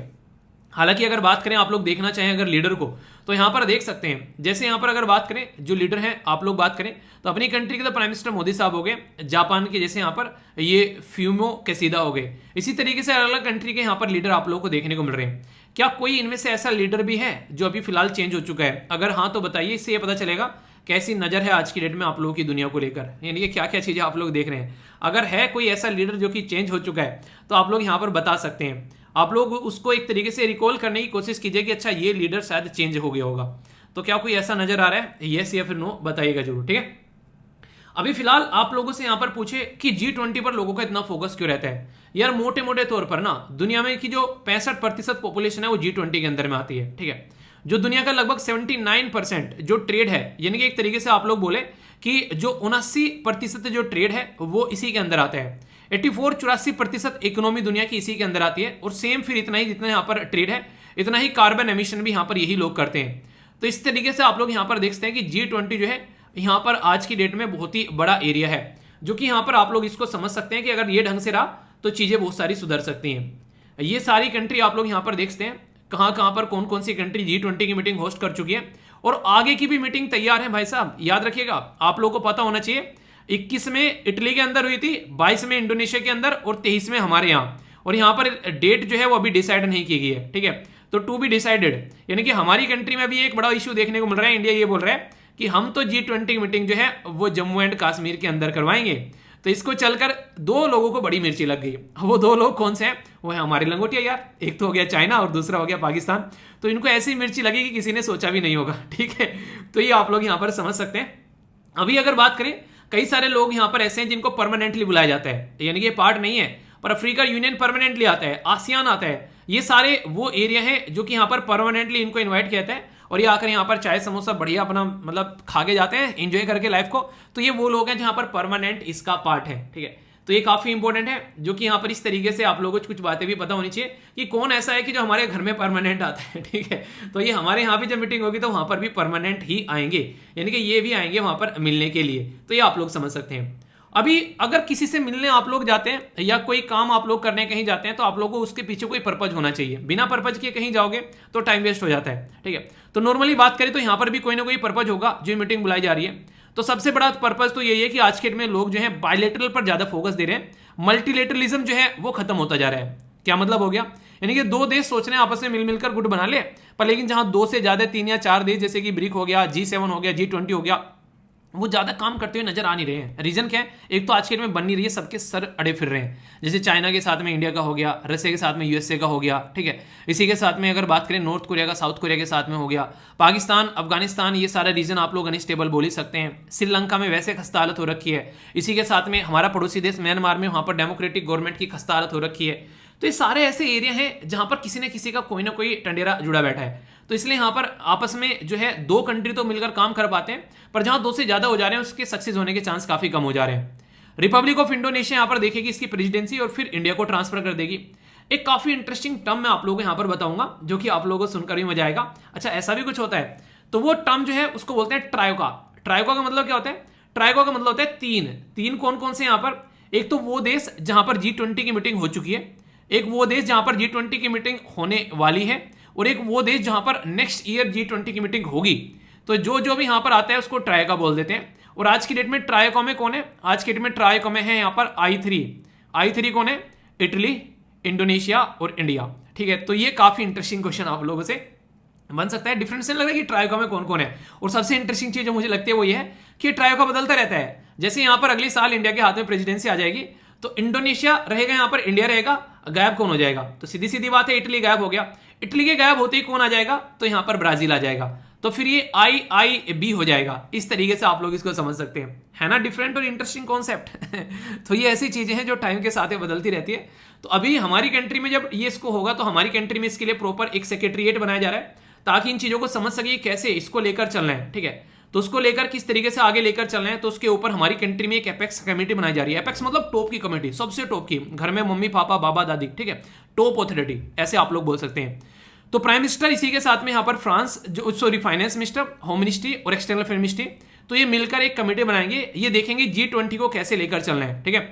और पीयूष गोयल साहब जो है वो G20 के शेरपा बनाएंगे ताकि चीजों को देखा जा सके कैसे कैसे उनको इनविटेशन देना है कि भाई साहब आ जाओ, हमारे घर भी पार्टी है, आ जाओ भाई साहब, बहुत शानदार तेरी मिक्स वेज बना रखी है, पाने पाने समोसा वमोसा जो भी आप लोगों को चाहिए, जो नॉन वेज वाले हैं वो उधर जाना, वेज वाले इधर आना, सबके लिए सारी चीजें रहेंगी यहाँ पर, ठीक है। तो अच्छे से आप लोग एंजॉय कर सकते हैं। तो मतलब ये है कि एक तरीके से उन कंट्री के साथ में रिलेशन बनाना जो कंट्री G20 का पार्ट यहाँ पर होने वाली है। अभी जो मैंने आप लोगों को दिखाया, हमारे एक्सटर्नल अफेयर मिनिस्टर जो हैं वो यहाँ पर बाली में जा रहे हैं, यहाँ पर मिले अभी। तो यहाँ पर जयशंकर साहब जो हैं ये मिले वांग यी के साथ में भी, जो कि चाइना के फॉरेन मिनिस्टर हैं। उनसे बोला कि यार देखो तुम ना बड़े ही बदतमीजी वाले काम करते हो। उसने बोला ऐसा क्या कर दिया हमने बोला यार देखो ना, तो तुम रेस्पेक्ट करते हो हमारी बाउंड्री की, ठीक है, सेंसिटिव जो म्यूचुअल जो रिलेशन है उसको भी नहीं समझते हो, और इंटरेस्ट के बारे में तो छोड़ दो, तुम अपने अपने इंटरेस्ट के बारे में बात करते हो, सामने वाला जाए भाड़ में। तो ये बिल्कुल गलत बात है, इस तरीके की मनमानी नहीं चलेगी, ठीक है। अब तक तो सुन लेते थे पर अब नहीं सुनेंगे। तो यहाँ पर जो LAC वाला रीजन है जिसको आप लोग लाइन ऑफ एक्चुअल कंट्रोल बोलते हो, तो ये वो रीजन है जो कि हमारा बहुत ही शानदार रीजन है, पर लेकिन चाइना इसको कब्जाए बैठा हुआ है, आज से नहीं काफी पुराने समय से, 1962 की वॉर के टाइम से। इधर यहाँ पर ये हो गया लाइन ऑफ कंट्रोल जिसको आप लोग LOC बोलते हो, इसको पाकिस्तान कब्जाए बैठा है। तो ये हमारा रीजन है जो कि यहाँ पर ये अपने कंट्रोल में लिए बैठे हैं, और ये काफी सेंसिटिव मुद्दे हैं। इनके ऊपर बात करें तो यहाँ पर चाइना पाकिस्तान इकोनॉमिक कॉरिडोर भी होकर जाता है। देखिए चाइना ना जहां जहां जाकर इन्वेस्टमेंट करता है वो कंट्री आज के डेट में हाथ में कटोरा लिए बैठी है। तो यहां से समझ में आता है कि चाइना की इंटेंशन क्या है। अभी श्रीलंका के हाथ में कटोरा आ चुका है कंप्लीटली, पाकिस्तान के हाथ में आने वाला है, उसी पैटर्न में चल रहा है। अगर यहां पर समझ नहीं पाया तो कौन दोस्त है कौन दुश्मन है, तो दिक्कतें देखने को मिलेगी। दूसरा मुद्दा यहां पर यह शांति बनाए रखने का, जैसे ट्रैंक्विलिटी, यानी कि बॉर्डर पर शांति रहना चाहिए। जब मन करता है तब तब आकर वहां पर वो उल्टी सीधी हरकतें करने लगते हैं, कहीं यहां पर पुल बनाने लग गए, कहीं आकर रोड बनाने लग गए, कहीं तंबू गड़वा दिए अपने। तो चाइना ऐसी गंदी और बदतमीजी वाली हरकतें करता रहता है। तो रेगुलरली यहाँ पर हाई लेवल की मीटिंग करनी पड़ती है, यार कुछ और काम कर लें हम लोग बैठकर, पर नहीं, इनके साथ में हम लोग को लड़ना पड़ता है, ठीक है। अभी यहाँ पर मीटिंग देखने को मिली बेसिकली, ये चुसुल मोल्डो, ये बॉर्डर का जो पॉइंट है वहां पर 16th राउंड अभी आप लोगों को देखने को मिला। इनके बार बार मिलकर बातें करनी पड़ती है, यार ये हो रहा है वो रहा है, कितने सारे पॉइंट आप लोग यहाँ पर देखने को मिल जाएंगे जहां दिक्कत रहती है, ठीक है। जैसे कि आप लोग देखते हैं यहाँ पर ये काराकोरम हो गया, दोलदी, यहाँ पर बेसिकली दोलदी पेग हो गया। तो कई सारे रीजन आप लोग को, वाई जंक्शन, ये सारे आज के में ये चाइना और पाकिस्तान के बीच में। गालवान वैली के बारे में तो आप लोगों को पता ही है, हमारे कई सारे जवान भी यहाँ पर शहीद हो गए थे। तो ये चीजें देखने को मिलती है। ये ट्राइको के बारे में छोटी सी इंफॉर्मेशन है जो कि आप लोग समझ सकते हैं, कोई भी कंफ्यूजन आप लोगों को नहीं होना चाहिए इसको लेकर। अब सबसे बड़ी बात यहां पर यह है, हमारे घर पर ये पंडाल क्यों लग रहा है, हमारे घर पर मीटिंग क्यों हो रही है, और हमको इससे क्या फायदा होगा। अगर मैं आप लोगों से ये बोलूं, देखिए हम लोगों ने बोला कि ये मीटिंग जो है हम लोग या तो करवाएंगे जम्मू एंड कश्मीर वाले रीजन में या करवाएंगे लद्दाख वाले रीजन में। तो देखिए इससे क्या है, दोनों को यहां पर मिर्ची क्यों लगी, चाइना और पाकिस्तान को। पाकिस्तान को तो इसलिए मिर्ची लगी क्योंकि अगर इस रीजन में यहां पर G20 की मीटिंग हो गई तो यहाँ पर सारे लोग आकर देखेंगे यार पाकिस्तान फालतू में चिल्लाता है, टेररिज्म है, वो है, यहाँ तो सब लोग अच्छे से चीज़ों को एंजॉय कर रहे हैं, कितना अच्छा रीजन है यार, इसको तो स्विट्जरलैंड बनाया जा सकता है, इन्वेस्टमेंट यहाँ पर आने स्टार्ट हो सकते हैं आने वाले टाइम में। तो एक रीजन होगा। दूसरा, लद्दाख के बारे में बोल दिया तो लद्दाख से चाइना को दिक्कत हो रही है, क्यों, क्योंकि हमारा आधा रीजन दबाए बैठा है। तो दोनों आपस में मिलकर आ गए कि यहाँ पर मीटिंग नहीं होनी चाहिए, वो एक तरीके सिक्योर रीजन नहीं है। अबे सिक्योर रीजन नहीं है, तुमने अनसिक्योर बना रखा है, बदतमीजी, तुमने यहाँ पर बदतमीजी काट रखी है। तो वो चीजें तो हम लोग चाहते हैं दुनिया को दिखाना कि देखो हमारे अंदर पोटेंशियल है, हम लोग इस तरीके से चीजों को शांति में लेकर चलते हैं, ठीक है। अगर बात की जाए तो कई सारे इशू है यहाँ पर, मोस्ट वनरेबल है आज की कंडीशन अराउंड द वर्ल्ड। जैसे मैंने बताया रशिया और यूक्रेन लड़ रहे हैं, अभी यहाँ पर प्रेसिडेंट घर छोड़कर भागे श्रीलंका के अंदर, वहां पर प्रेसिडेंट जो है उनके लीडर जो है म्यांमार के अंदर जेलें पड़े हुए हैं, पाकिस्तान में अभी तख्ता पलट हो गया, अफगानिस्तान में तालिबान आके बैठ गया, कहीं है शांति, कहीं दिख रही है शांति। आप लोग ये सोचो हमारा देश जो है वो एक ऐसी जगह है, अगर कल को आप लोग सोचकर देखो इस मुद्दे को आप लोग एक बार, अगर कल को हम लोग को जरूरत पड़ जाए अपने पड़ोसी देश में किसी की, तो क्या कोई ऐसा देश है जो हम लोग को हेल्प कर सकता है? क्या किसी की इतनी एक तरीके से कैपेसिटी है वो हमारी हेल्प करने बैठ जाए अगर कल को हमारी कंट्री के साथ में कोई दिक्कत है, खुदा ना खास्ता कोई दिक्कत हो जाए। जैसे अभी यूक्रेन के साथ में दिक्कत हो गई, तो यूक्रेन के बहुत सारे लोग हैं पड़ोस में इधर उधर जाकर रहने लगे, बेलारूस लंगोटिया यार है, आ जाओ भाई जी जिसको आना है, ठीक है। आप लोग देखिए एक साइड में पाकिस्तान एक साइड में चाइना, नेपाल बेचारा अपना ही काम चला ले, इनके बस की कुछ ही नहीं है, ठीक है। इस तरीके से समझ सकते हैं, मतलब इतनी बड़ी कंट्री को, तो हमको अपने पैरों पर खड़ा रहना काफी जरूरी है, इसलिए कंट्री को जोड़कर रखना काफी ज्यादा जरूरी है, ठीक है। तो ये समझ सकते हैं आप लोग, हमारे पास में कोई ऑप्शन है नहीं, बल्कि अपने आप को स्ट्रॉन्ग करना ही ऑप्शन है, जब चारों तरफ से इस तरीके की गीदड़ धमकी आ रही होती है। ठीक है, तो इसलिए जरूरी है कि हम लोग अपने आप को स्ट्रॉन्ग रखें, और रखेंगे हम लोग स्ट्रॉन्ग है भी। हाँ, आज की डेट में इतनी बुरी कंडीशन होते हुए दुनिया में हम लोग शांति में चल रहे हैं। इंटरनेशनल सोलर अलायंस में इंडिया और फ्रांस ने जो मिलकर चलाया था, उसमें ग्लोबल लीडर हैं हम लोग। तो ये रिन्यूएबल एनर्जी पर फोकस कर रहे हैं। और अभी कुछ दिनों पहले नितिन गडकरी जी के द्वारा बड़ी ही शानदार बात बोली गई कि पेट्रोल को इस्तेमाल करना बंद कर देंगे आने वाले 5 साल में। तो इसका मतलब यह कि हम लोग ताबड़तोड़ तरीके से अपने दूसरे रिसोर्सेज पर काम कर रहे हैं, जो कि काफी अच्छा रहेगा। सेल्फ रिलायंस बन रहे हैं हम लोग बोल भी रहे हैं कि आओ भाई हमारी कंट्री के अंदर इन्वेस्टमेंट करो, प्रोडक्ट बनाओ, हमारी कंट्री को न्यू इंडिया बनाओ। यानी कि हम लोग शांति में चीजें प्रोवाइड करा रहे हैं। चाइना की तरह नहीं है कि बदतमीजियां काट रहे हैं, जहां जा रहे हैं उनके फायदे के बारे में सोच रहे हैं। कहीं पर कोई डिजास्टर आ जा रहा है ना, हम लोग ऐसे नहीं कि अपने अपने बारे में सोच लो, जैसे कि वेस्टर्न वर्ल्ड सोचता है बस अपना अपना पेट पाल लो। हम लोग दूसरों के बारे में सोच रहे हैं, उनके साथ में मिलकर काम कर रहे हैं, कोलिशन कर रहे हैं डिजास्टर के फील्ड में। G20 मीटिंग आपस में मिलकर काम कर रही है। G20 कंट्री तो हम लोग बोल रहे हैं कि जहां चाहिए बता देना, एक बार आवाज लगा लेना, दोस्ती में कभी धोखा नहीं देंगे। ठीक है, इतना तो आप लोग हमारे ऊपर यकीन कर ही सकते हो। तो इंडिया हमेशा ऐसा है यार, आप लोग देखोगे आसपास वाले दोस्त जब भी किसी को कोई दिक्कत होती है ना, वो सबसे पहले इंडिया को याद करते हैं यार, वो एक ऐसा इंसान है जो हमारा हेल्प कर सकते हैं। तो इसीलिए बोलते हैं हमारा प्यारा महान भारत। तो यानी कि किसी के भी हेल्प करने की बात आए तो हम लोग एक तरीके से दिल खोलकर हेल्प करते हैं। यानी दोस्ती में लूट लो हमको, पर दुश्मनी करोगे तो भारी पड़ेगी। वो वाली कंडीशन है। चाइना की बात करें तो चाइना अपनी साइड से जो है वो यहाँ पर एलएसी के बारे में बात करने के लिए तैयारी नहीं है। बात क्यों करेगा, माल हमारा है, दबाए बैठा है, तो बात थोड़ी ना करेगा। हालांकि दोनों फिर भी मिलकर बात करने की कोशिश कर रहे हैं जैसे तैसे, ताकि शांति बनाकर रखी जा सके। तो ये एक अच्छी चीज बोल सकते हैं। अभी चाइना G20 की मीटिंग में हमारे यहाँ क्यों आएगा, वो इसलिए आएगा क्योंकि चाइना को भी यहाँ पर संघाई कॉर्पोरेशन ऑर्गेनाइजेशन की मीटिंग कंडक्ट करानी है। हमारे यहाँ नहीं आएगा, उन्हें कहते तुम हमारी शादी में नहीं आए बेटा, तो हम भी तुम्हारी शादी में नहीं आएंगे। ठीक है, तो वाली बात है यार, शादी को छोड़ दो। अगर बात करें तो बर्थडे पार्टी की बात कर लो, तुम हमारे बर्थडे पार्टी में नहीं आए तो हम भी तुम्हारी में नहीं आएंगे। ठीक है, तो वाली बातें हैं। तो ये म्यूचुअल होता है यार, सारी चीजें म्यूचुअल का मतलब क्या होता है, एक दूसरे को रेस्पेक्ट तरीके से लेकर चलना चीजों को। तो ये वाली बातें आप लोग यहाँ पर देखने को मिलती है। तो काफी इंपॉर्टेंट है एक दूसरे को सपोर्ट करना ऐसे मुद्दों के ऊपर में। और ये ऐसी चीजें हैं जो अभी टाइम टू टाइम आप लोग को न्यूज में आती हुई नजर आएंगी। तो इसलिए मैंने बेसिक चीजें आप लोगों को सारी बता दी, जैसे क्वेश्चन बन रहे हैं वो बता दिया। अभी यहाँ पर क्या क्या मुद्दे हैं G20 के अंदर, कैसे आप लोग याद रख सकते हैं, जैसे यूपीएससी के अंदर क्वेश्चन पूछा गया। अभी कितना अच्छे से लेक्चर सुना है यहाँ पर, जैसे क्वेश्चन अभी देख सकते हैं, ये ऐसा क्वेश्चन था जो मैंने अभी आप लोगों को बताया। ठीक है, तो आंसर आप लोग यहाँ पर देख सकते हैं कौन कौन सी कंट्री है। तो ये सारे के सारे टॉपिक आप लोगों के सामने, पीपीटी के अंदर भी आंसर आप लोगों को मिल जाते हैं, टेंशन मत लिया करो। पीपीटी जो आप लोगों के लिए मेहनत की जाती है ये इसीलिए होती है ताकि आप लोग बैठ के शांति में इनको देख सको। ठीक है, अपना रिवीजन कर सको, तो इनको आप लोग एंजॉय किया करो। ठीक है, तो ये सारी चीजें आप लोग देखते हो। जब आप लोग कभी खोलकर पीपीटी देखोगे तो अच्छा G20 में यार सारी चीजें एक जगह मिल गई, वो भी शानदार तरीके से, मिनट में आप लोगों ने रिवीजन कर डाला सारी चीज का। ठीक है, चाहो तो आप लोग इसका प्रिंट आउट निकाल के रख लो अपने पास में। ठीक है, तो इससे क्या होगा, इससे आप लोग और अच्छे से लंबे समय तक याद रख सकते हैं। पर लेकिन ऑनलाइन भी पढ़ लो तो कोई दिक्कत नहीं है वैसे। ठीक है, अपना उस तरीके से मतलब एक नहीं, अपना जो एक तरीके से आसानी से आप लोग अपने फोल्डर बनाकर रख सकते हो जब रिवीजन करना हो। ठीक है, तो ये बातें होगी। ये क्वेश्चन है यहाँ पर एक और, जो कि यहाँ पर इससे रिलेटेड अभी बात करें, which of the following is correct arrange point LAC from north to south. यहाँ पर जैसे ऐसे क्वेश्चन अभी फ्रीक्वेंटली पूछे जा रहे हैं। काराकोरम पास, गालवान वैली, इसी के साथ में स्प्रिंग, जो यहाँ पर जो ये पर्टिकुलर एरिया जो होते हैं ना सारे, इनको लगाने के लिए पूछ लिया जाता है। ठीक है, तो दौलत बेग, ओल्डी, ये वाला रीजन हो गया। तो इसमें अगर क्वेश्चन पूछा जाए कौन सा नॉर्थ से साउथ में आप लोगों को लगाना है, तो यहाँ पे जैसे नॉर्थ से आप लोग चलोगे साउथ में, तो ये सारे रीजन इसीलिए दिखाए गए हैं। ठीक है, ऐसा क्वेश्चन आप लोगों से एग्जाम में ऑलरेडी पूछा जा चुका है भाई। ठीक है, भाइयों और बहनों, यारों और दोस्तों, तो इसलिए यहाँ पर ये पूरा टॉपिक आप लोगों को तैयार करा दिया है। तो यहाँ पर इसका आंसर आप लोगों के सामने ये है। तो क्वेश्चन भी साथ साथ में टॉपिक के साथ में अगर तैयार करते हुए ऐसे चलोगे तो फिर देखो तब आता है मजा प्रिपरेशन करने में, और तभी तो कॉन्फिडेंस भी आएगा अंदर से कि हाँ भाई साहब यहाँ से क्वेश्चन आ जाए ना तो उसको तो भाई साहब दबा दबा कर पीटेंगे। ठीक है, तो टॉपिक को तैयार करने का नजरिया चेंज करो, उसमें देखो क्या क्या बन सकता है और कहां पर इशू क्या चल रहे हैं, उसके साथ में आप लोगों को कनेक्ट करना है। कौन हमारे दोस्त है, कौन हमारे दुश्मन है, वो आप लोगों को पता होना चाहिए। जब भी आप लोग अच्छे से आंसर दे पाते हो तभी आप लोग रिप्लाई कर पाते हो, और तभी आप लोगों का सोचने का तरीका भी बढ़ता है, आप लोग अच्छे से एनालाइज भी कर पाते हो। ठीक है, आई होप कि माइंड में आप लोगों को इसको लेकर क्लैरिटी आई होगी। फीडबैक जरूर दिया करो यार, 1 सेकंड लगती है, लाइक या डिसलाइक कर बता दिया करो।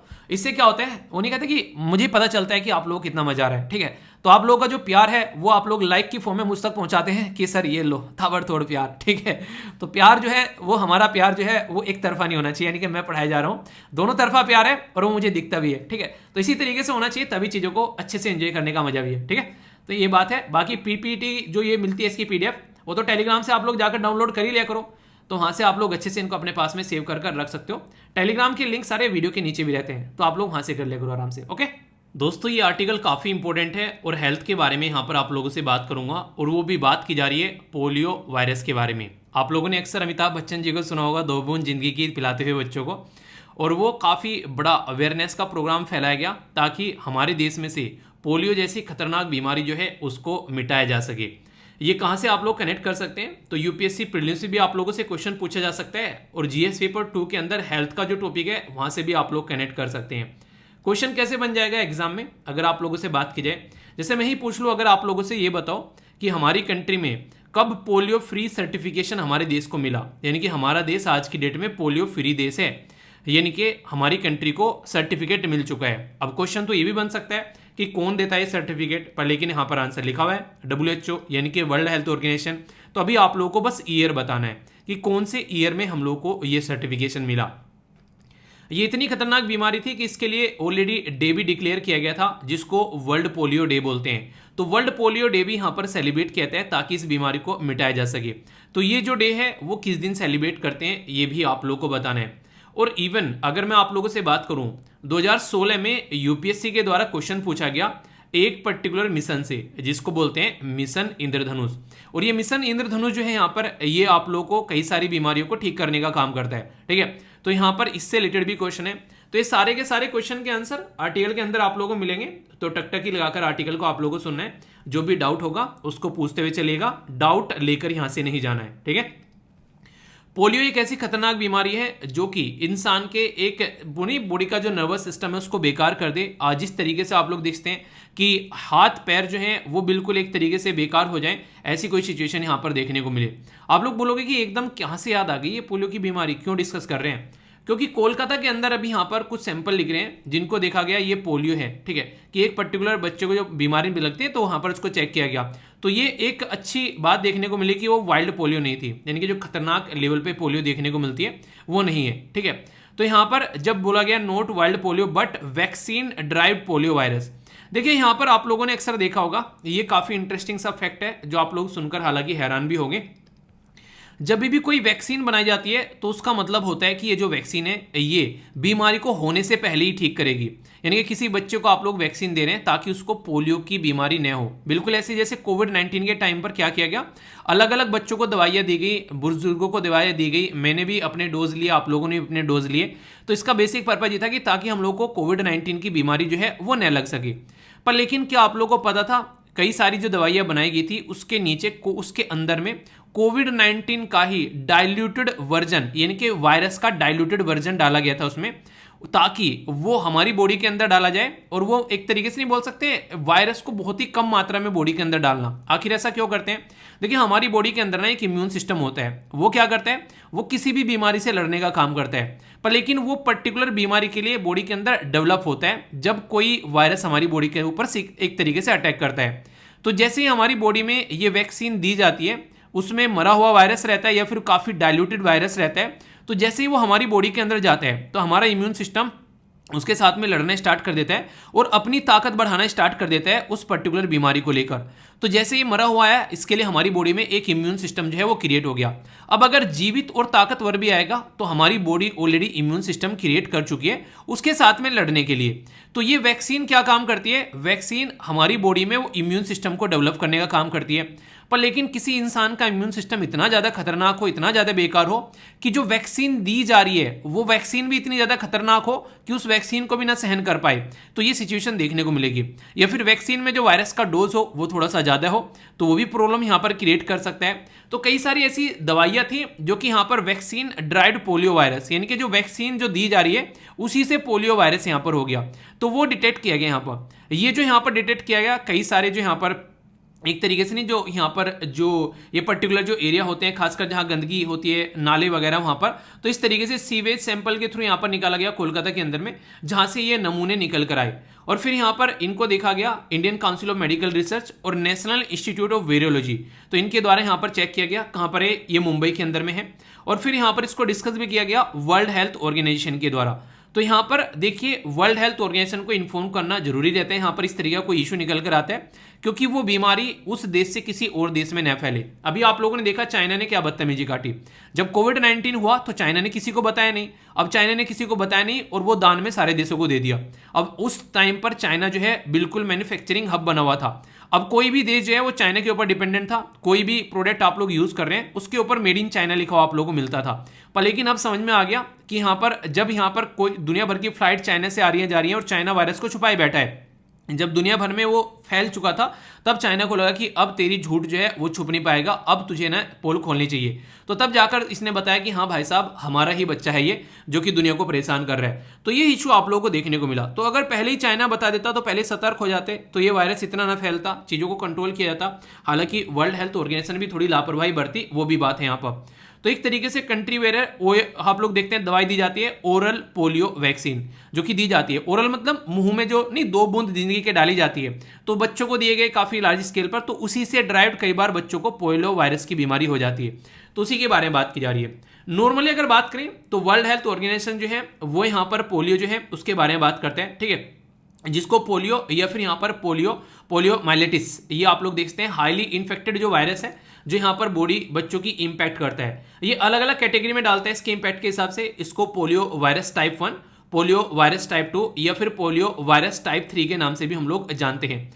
ट्रांसमिशन जो रहता है वो पर्सन से पर्सन भी आप लोगों को यहाँ पर इसका देखने को मिल जाता है। और बाकी गंदगी में रहना या फिर एक तरीके से सही खाना ना खाना, कॉन्टेमिनेटेड यानी सड़ा गला खाना खाना, तो नर्वस सिस्टम को पैरालाइज कर देते हैं। आप लोगों ने अभी देखा जैसे जस्टिन बीबर, ठीक है, क्या हुआ उसका आधा फेस जो था वो पैरालाइज हो गया। तो होता क्या है नॉर्मली इस तरीके से बॉडी जो है वो पैरालाइज हो जाती है, यहाँ पर एक तरीके से काम करना बंद कर देती है। जैसे हाथ है उन्होंने काम करना बंद कर दिया, जैसे यहाँ पर बैसाखी लेकर चलना पड़ रहा है, क्यों? क्योंकि पैर काम ही नहीं कर रहे हैं, तो बॉडी को पैरालिसिस मार जाता है। नर्वस सिस्टम जो है वो एक तरीके से काम करना बंद कर देता है। सिम्टम्स स्टार्टिंग में आते हैं काफी खतरनाक, जैसे फीवर आ गया, थकान, वोमिटिंग, ये सारी चीजें आप लोगों को देखने को मिलेगी।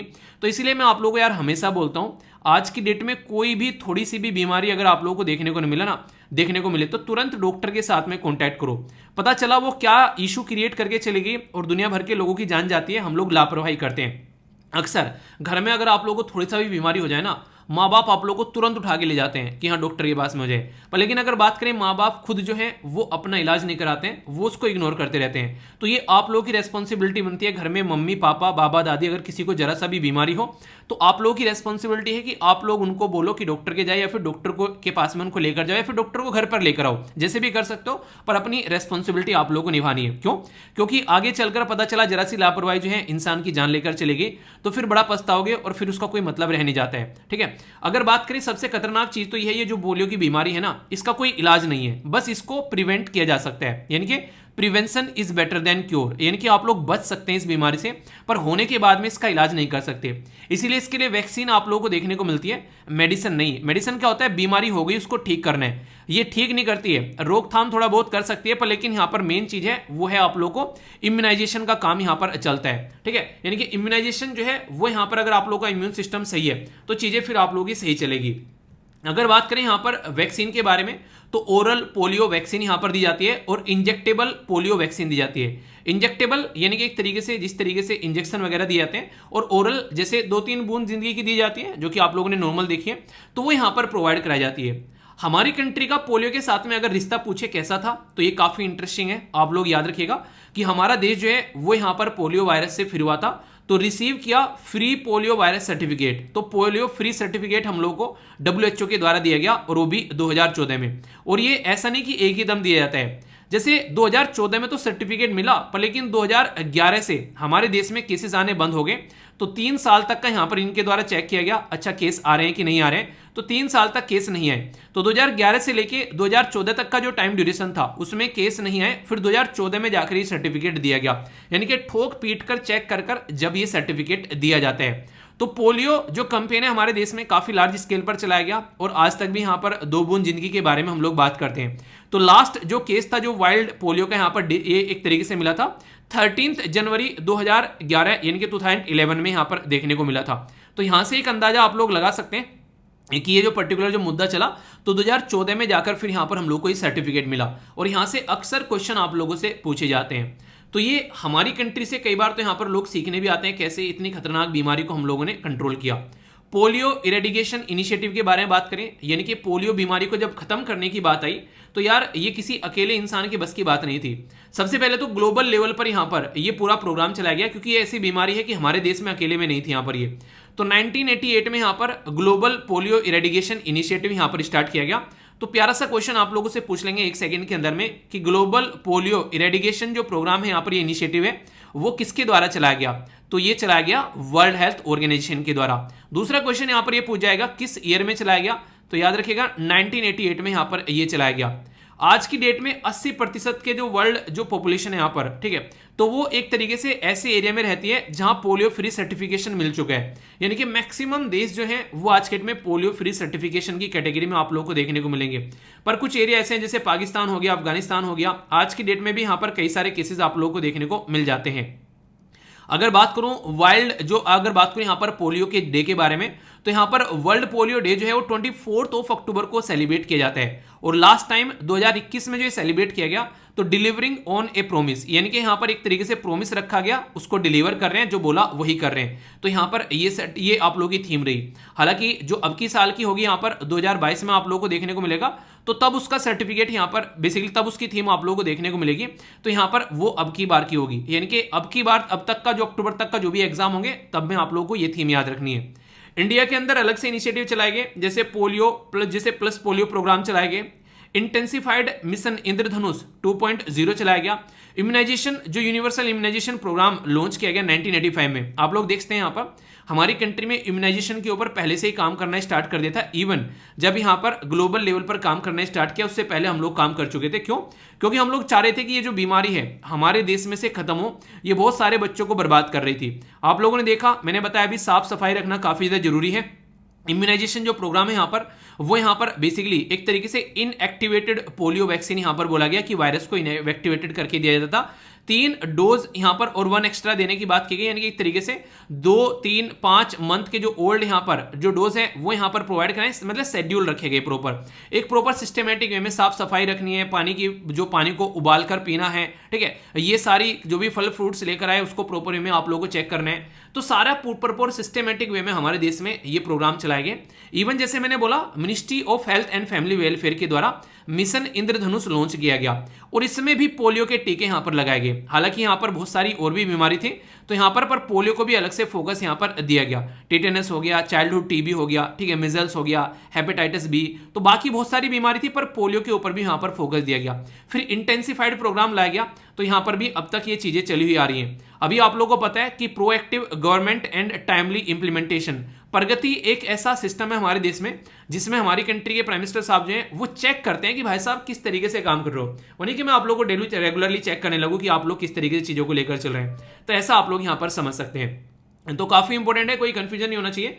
अब यहाँ पर एक ऑर्गेनाइजेशन भी आप लोगों का कवर करना बनता है जो ये सारा खेल खेलता है, वो है world health organisation. Short form में आप लोग इसको WHO बोल देते हो। वर्ल्ड हेल्थ ऑर्गेनाइजेशन के बारे में क्वेश्चन बन सकता है, क्यों? क्योंकि आप लोगों को पता है कोविड-19 के टाइम पर भी न्यूज में रहा, और वैसे तो आप लोगों ने देखा ही है कि अभी ऑर्गेनाइजेशन से कई सारे क्वेश्चन भी बन जाते हैं, स्टेटमेंट देकर डायरेक्ट पूछ लेते हैं।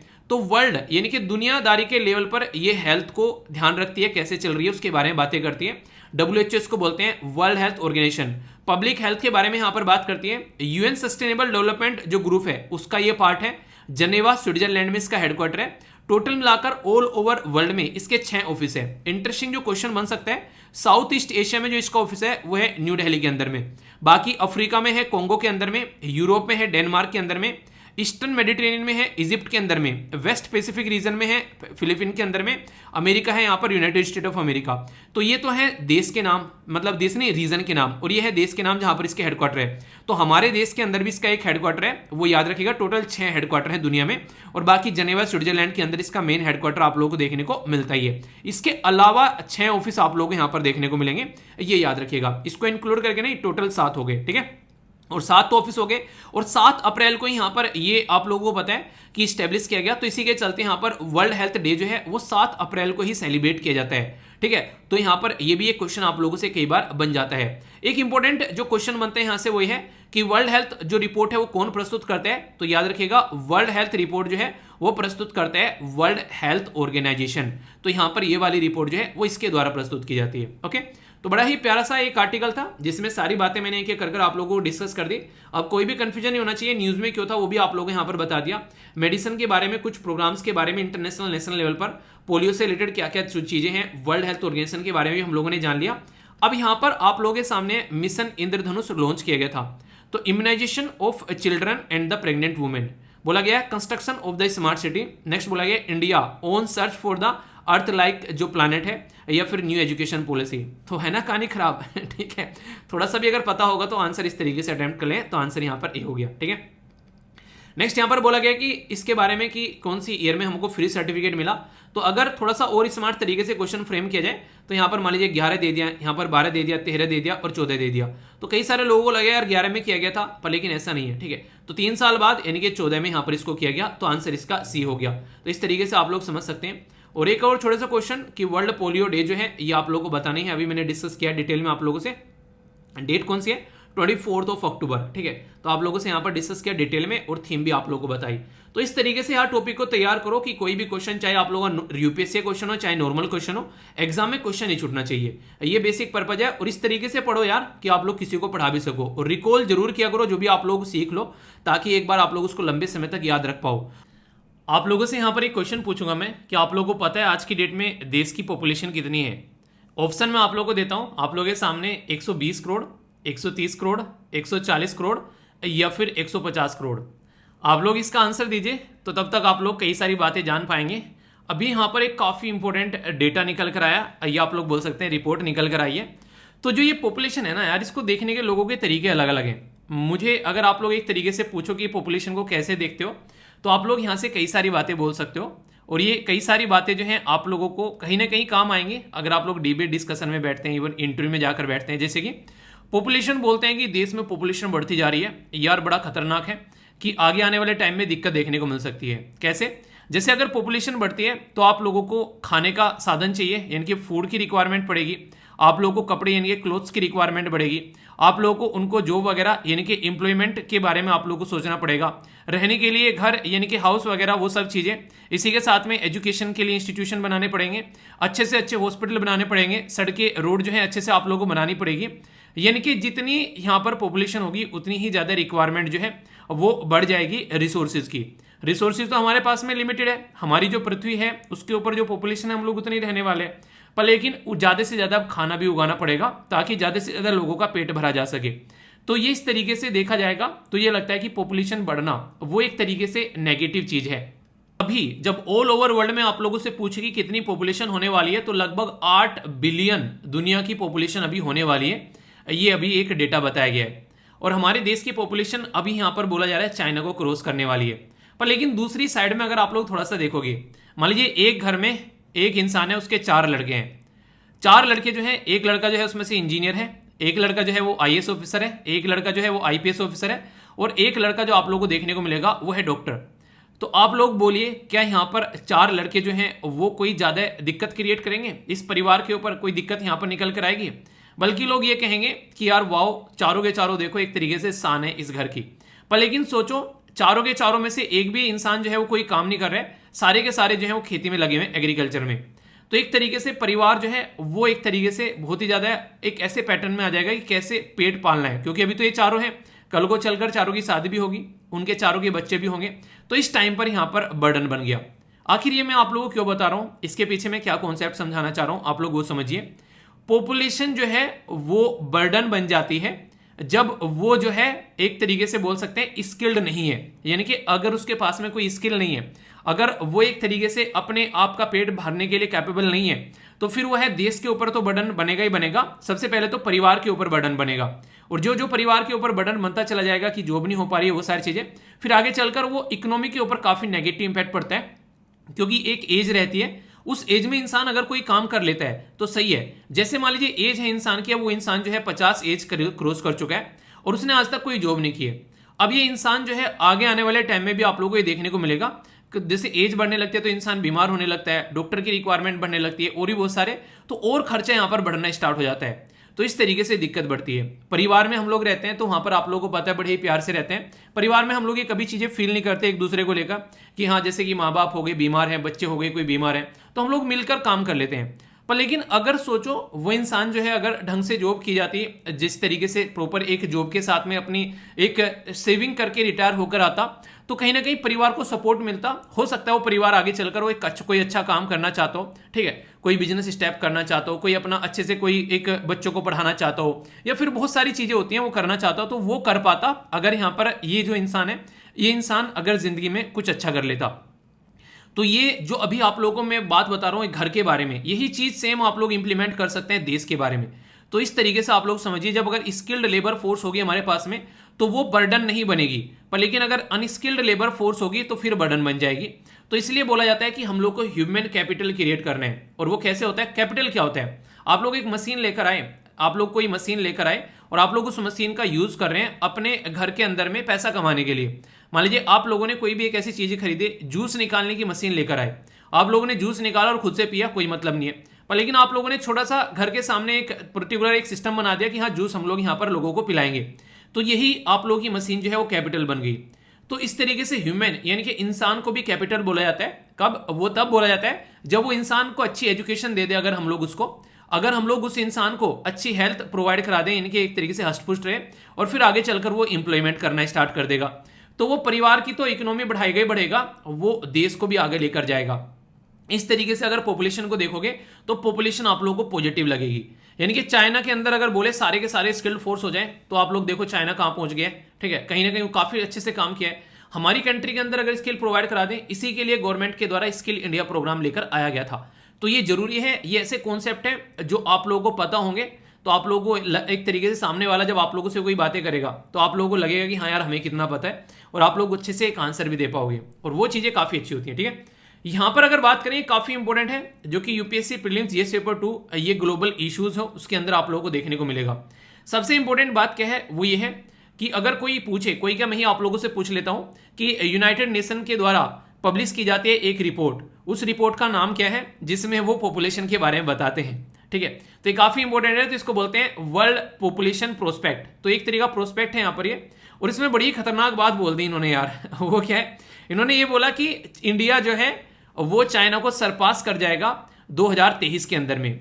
यानी कि आज की डेट में दुनिया में सबसे ज्यादा पॉपुलेशन है चाइना की, चाइना को पीछे छोड़कर इंडिया जो है वो आगे निकल जाएगा 2023 के अंदर, और पूरी दुनिया की जो पॉपुलेशन हो जाएगी वो 8 बिलियन हो जाएगी नवंबर 15 2022 के अंदर ही।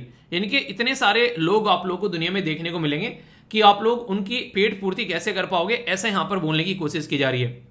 अभी अगर आप लोगों को इंपॉर्टेंट बात बताऊं कि कहां कहां पे कितनी पॉपुलेशन है, तो ये बड़ा ही प्यारा सा चार्ट जो है ये आप लोगों के लिए खोज कर लाया हूं मैं, जो कि आप लोगों को काफी ज्यादा चीजें बताएगा यहां पर। जैसे कि यहां पर 1990 में सबसे ज्यादा पॉपुलेशन चाइना की, दूसरे नंबर पर इंडिया की, तीसरे नंबर पर यूएसए की, चौथे नंबर पर इंडोनेशिया, और पांचवें नंबर पर है ब्राजील। तो अगर टॉप 5 कंट्री आप लोग यहां पर देखोगे, यही टॉप 5 कंट्री अगर आप लोग 2022 में देखोगे, तो ये जो है यहां पर अगर बात करें, जो चाइना, इंडिया, यूएसए और जो इंडोनेशिया है, ये तो ऐसे के ऐसे ही रहे, पर लेकिन ब्राजील को रिप्लेस कर यहां पर पाकिस्तान आ गया अब यहां पर। ठीक है, अब यही जो इस तरीके से जो चेंज होने वाला है 2050 में चेंज होता हुआ नजर आएगा। इंडिया जो है वो चाइना को रिप्लेस कर देगा। अभी यहां पर आप लोगों को बताया मैंने, यूएसए की पोजीशन वही रहने वाली है, और नाइजीरिया यहां पर टॉप पर निकल कर आएगा, पाकिस्तान वही रहेगा, और इंडोनेशिया जो है वो नीचे पहुंच जाएगा। तो ये एक तरीके से आप लोग समझ सकते हैं कि जिस देश के अंदर में पॉपुलेशन बढ़ रही है, वो देश जो है वो एक तरीके से आने वाले टाइम में उसको ज्यादा रिसोर्सेज की रिक्वायरमेंट पड़ेगी, और अपने लोगों को और ज्यादा स्किल प्रोवाइड उसको करानी पड़ेगी। तो ये यहां पर आप लोग देख सकते हैं। तो इस रिपोर्ट में बड़ी ही प्यारी प्यारी बातें बताई गई हैं, जिसके बारे में आप लोगों को पता होना चाहिए, उसके बारे में मैं आप लोगों से अभी यहां पर बातें करूंगा कुछ कुछ। ठीक है, सबसे पहले तो यहां पर जो रिपोर्ट है वो ये बोल रही है कि वर्ल्ड की जो पॉपुलेशन है वो 8.5 बिलियन क्रॉस कर जाएगी 2030 के अंदर में, और ये लगभग 10 बिलियन हो जाएगी पॉपुलेशन 2050 के अंदर में। बहुत बड़ा डेटा होने वाला है ये समझना। अगर आप लोग इस डेटा को चाहते हैं तो आप लोग समझ पाएंगे। 1 बिलियन में अगर मैं आप लोगों से पूछूं कितने करोड़ होते हैं, तो आप लोगों को देखने को मिलेगा 100 करोड़ आप लोगों को देखने को मिलेंगे। तो यहां पर बात की जा रही है 10 बिलियन के बारे में, तो यानी कि 1000 करोड़ ये इस तरीके से आप लोग यहाँ पर रुपये के मामले में आप लोग यहाँ पर इस तरीके से इसको कनेक्ट कर सकते हैं। तो यानी कि पॉपुलेशन जो है वो कहाँ पहुंचेगी आप लोग एक अंदाजा लगा सकते हैं। इसमें जो बोला जा रहा है कि लगभग 50% ऐसा इंक्रीमेंट होगा ग्लोबल लेवल पर, जो कि कॉन्सेंट्रेट करेगा कहाँ कहाँ पर, ये अफ्रीकन देश बोले गए हैं जहां पर काफी ज्यादा चीजें देखने को मिलेगी स्टार्टिंग में। तो जैसे कि democratic Republic of Congo, Egypt, Ethiopia, India, Nigeria, Pakistan और फिलीपीन, यहां पर पॉपुलेशन जो है वो काफी ज्यादा आप लोगों को जो है बेसिकली यहां पर बढ़ती हुई नजर आ रही है फिलहाल के टाइम पर। यानी कि पॉपुलेशन के ऊपर यहां पर कंट्रोल नहीं है। अपने देश में आप लोगों को पता है अभी कई सारे राज्य जो हैं वो यहाँ पर 2 चाइल्ड पॉलिसी लेकर आए, और यहाँ पर वो 2 चाइल्ड पॉलिसी जो है उसका कई सारे लोगों ने क्रिटिसिज्म भी किया और कई सारे लोगों ने उसको अप्रिशिएट भी किया कि हाँ यार ये बड़ी अच्छी चीज़ है, इससे हम लोग पॉपुलेशन को जो है कंट्रोल कर पाएंगे और सही तरीके से चीज़ों को लेकर चल पाएंगे। अगर बात करें जब पॉपुलेशन के बारे में बात करते हैं हम लोग, वैसे तो बात करते रहते हैं कि इसकी पॉपुलेशन वो है, उसकी पॉपुलेशन वो है, पर लेकिन हम लोग इस पॉपुलेशन के चक्कर में वुमेन हेल्थ के बारे में भूल जाते हैं। क्योंकि जितने बच्चों को जन्म देगी एक वुमेन, इतनी ही हेल्थ जो है उसकी हेल्थ पर इंपैक्ट पड़ता है। उसकी जिंदगी के जो प्रोडक्टिव टाइम पीरियड है वो चला जाता है। अगर एक बच्चे को एक महिला जन्म दे रही है तो लगभग 9 महीने तो पेट में रखा, और फिर लगभग 1 साल जो है पूरा आगे आने वाले टाइम में उसको बेसिकली लालन पालन करना पड़ेगा, जैसे हमारी मम्मी ने हमारे लिए किया है। तो यानी कि 2 साल तो जिंदगी में से ऐसे चले जाते हैं जिसको आप लोग काउंट भी नहीं कर सकते अगर एक बच्चे को यहां पर लेकर चला जा सके। तो यानी कि एक तरीके से सबसे ज्यादा टफ पीरियड ये होता है। और अगर एक महिला 2, 3, 4, 5 बच्चों को जन्म दे रही है तो आप लोग ये समझ के चलिए कि एक तरीके से उसकी बॉडी पर क्या इंपैक्ट पड़ेगा और जो प्रोडक्टिव टाइम पीरियड है उस टाइम पीरियड पर क्या इंपैक्ट पड़ेगा। तो इसलिए बोला जाता है कि एक महिला को अगर बोला जाए तो यहाँ पर 2 बच्चे जो होते हैं वो सही तरीके से एक तरीके से उनका लालन पालन भी कर पाते हैं, जितनी महंगाई आज की डेट में देखने को मिलती है। वर्ल्ड पॉपुलेशन जो है वो अगर बात करें 10.4 बिलियन जो है बोला जा रहा है 2025 जो 80 तक देखने को मिलेगी, ठीक है। और फिर इसके बाद में यहाँ पर लेवल जो है वो एक तरीके से आप लोगों को देखने को मिलेगा, इसी तरीके से नजर आएगा आगे। यानी कहने का मतलब ये कि ऐसा नहीं कि पॉपुलेशन बढ़ती जाती है, जब बर्थ रेट जो है वो ज्यादा होता है यानी कि ज्यादा बच्चे पैदा हो रहे हैं और डेथ रेट जो है वो कम है तो पॉपुलेशन बढ़ेगी। पर लेकिन अगर बर्थ रेट जो है वो कम हो गया और डेथ ज्यादा हो गई, अभी कोविड-19 के टाइम पर आप लोग लगा लो कितने सारे लोगों की डेथ हो गई, तो इस तरीके से कई बार जो है पॉपुलेशन जो है वो डिक्रीज भी आप लोगों को होती है यहां पर नजर आती है। तो पॉपुलेशन इंक्रीज या पॉपुलेशन डिक्रीज के बारे में ये कुछ ऐसी बातें हैं जो कि आप लोग यहां पर कनेक्ट कर पा रहे होंगे कि इस तरीके से आप लोग इसको चीजों को देख सकते हैं। अभी यहां पर आप लोगों को एक बड़ी इंटरेस्टिंग मैं बात बताऊंगा, दुनिया में सबसे ज्यादा पॉपुलेशन किन एरिया की है और आगे आने वाले टाइम में जहां पर बढ़ने वाली है। तो अगर दुनिया के एरिया देखोगे तो ईस्ट और सदर्न जो ईस्टर्न एशिया है वहां पर बोला गया कि यहां पर आने वाले टाइम में 20.3 जो बिलियन है, खासकर अगर देखा जाए और बढ़ेगी, और 29% है टोटल पॉपुलेशन का। कहां पर बोला मैंने? ईस्टर्न और सदर्न ईस्ट एशिया के अंदर में। तो यहां पर जो ईस्ट हो गया ईस्ट एशिया और सदर्न ईस्ट एशिया, सबसे ज्यादा पॉपुलेशन जो है यहां पर आप लोगों को प्रेजेंट टाइम पर देखने को मिल रही है। दुनिया की पॉपुलेशन का 29% यहां से निकाल कर लेकर आते हैं। मुझे पता है ये इमेज थोड़ी सी धुंधली है, पर लेकिन काम चला लेना। पीपीटी में इसीलिए डाली जाती है कि जब पीपीटी आप लोग देखोगे तो आप लोग इसको आराम से एंजॉय कर पाओगे, पीपीटी को जूम कर भी देख सकते हो, ठीक है। तो पीपीटी आप लोग इसीलिए रहता है कि आप लोग उसको आराम से बाद में भी देख सको, आप लोग इसको आराम से जहां पर भी आप लोग कोई डाउट लगे, ठीक है। तो ये आप लोग देख लिया करो। बाकी अगर बात करें यहां पर जो सेंट्रल और जो सदर्न एशिया है वहां के बारे में अगर आप लोग बात करते हैं तो 2.1 बिलियन सेंट्रल और सदर्न एशियन मैंने बोल दिया यहां पर, तो ये सेंट्रल एशियन हो गया और ये सदर्न एशिया जिसमें आप लोगों को इंडिया भी देखने को मिलेगा। यानी कि यह है अपनी प्यारी जो कंट्री है, तो हमारा प्यारा महान भारत, तो यहां पर आप लोग इसको देख सकते हैं। तो ये पर्टिकुलर एरिया की जो पॉपुलेशन है वो इसको मिलाकर सेंट्रल एशिया के साथ में 26% आप लोगों को यहां पर देखने को मिलेगी। तो ये बात बोलेगी है, यानी कि चाइना को दूसरे नंबर पर हम लोग छोड़ते हुए आगे बढ़ेंगे 2023 के अंदर में, और 2050 में जो पॉपुलेशन होगी इंडिया की वो होगी 1.6 बिलियन। यानी कि अभी जो बात करी जा रही है हमारी कंट्री की जो पॉपुलेशन है, जो मैंने आप लोगों से क्वेश्चन भी पूछा था, वो है लगभग 140 करोड़ के करीब, ठीक है।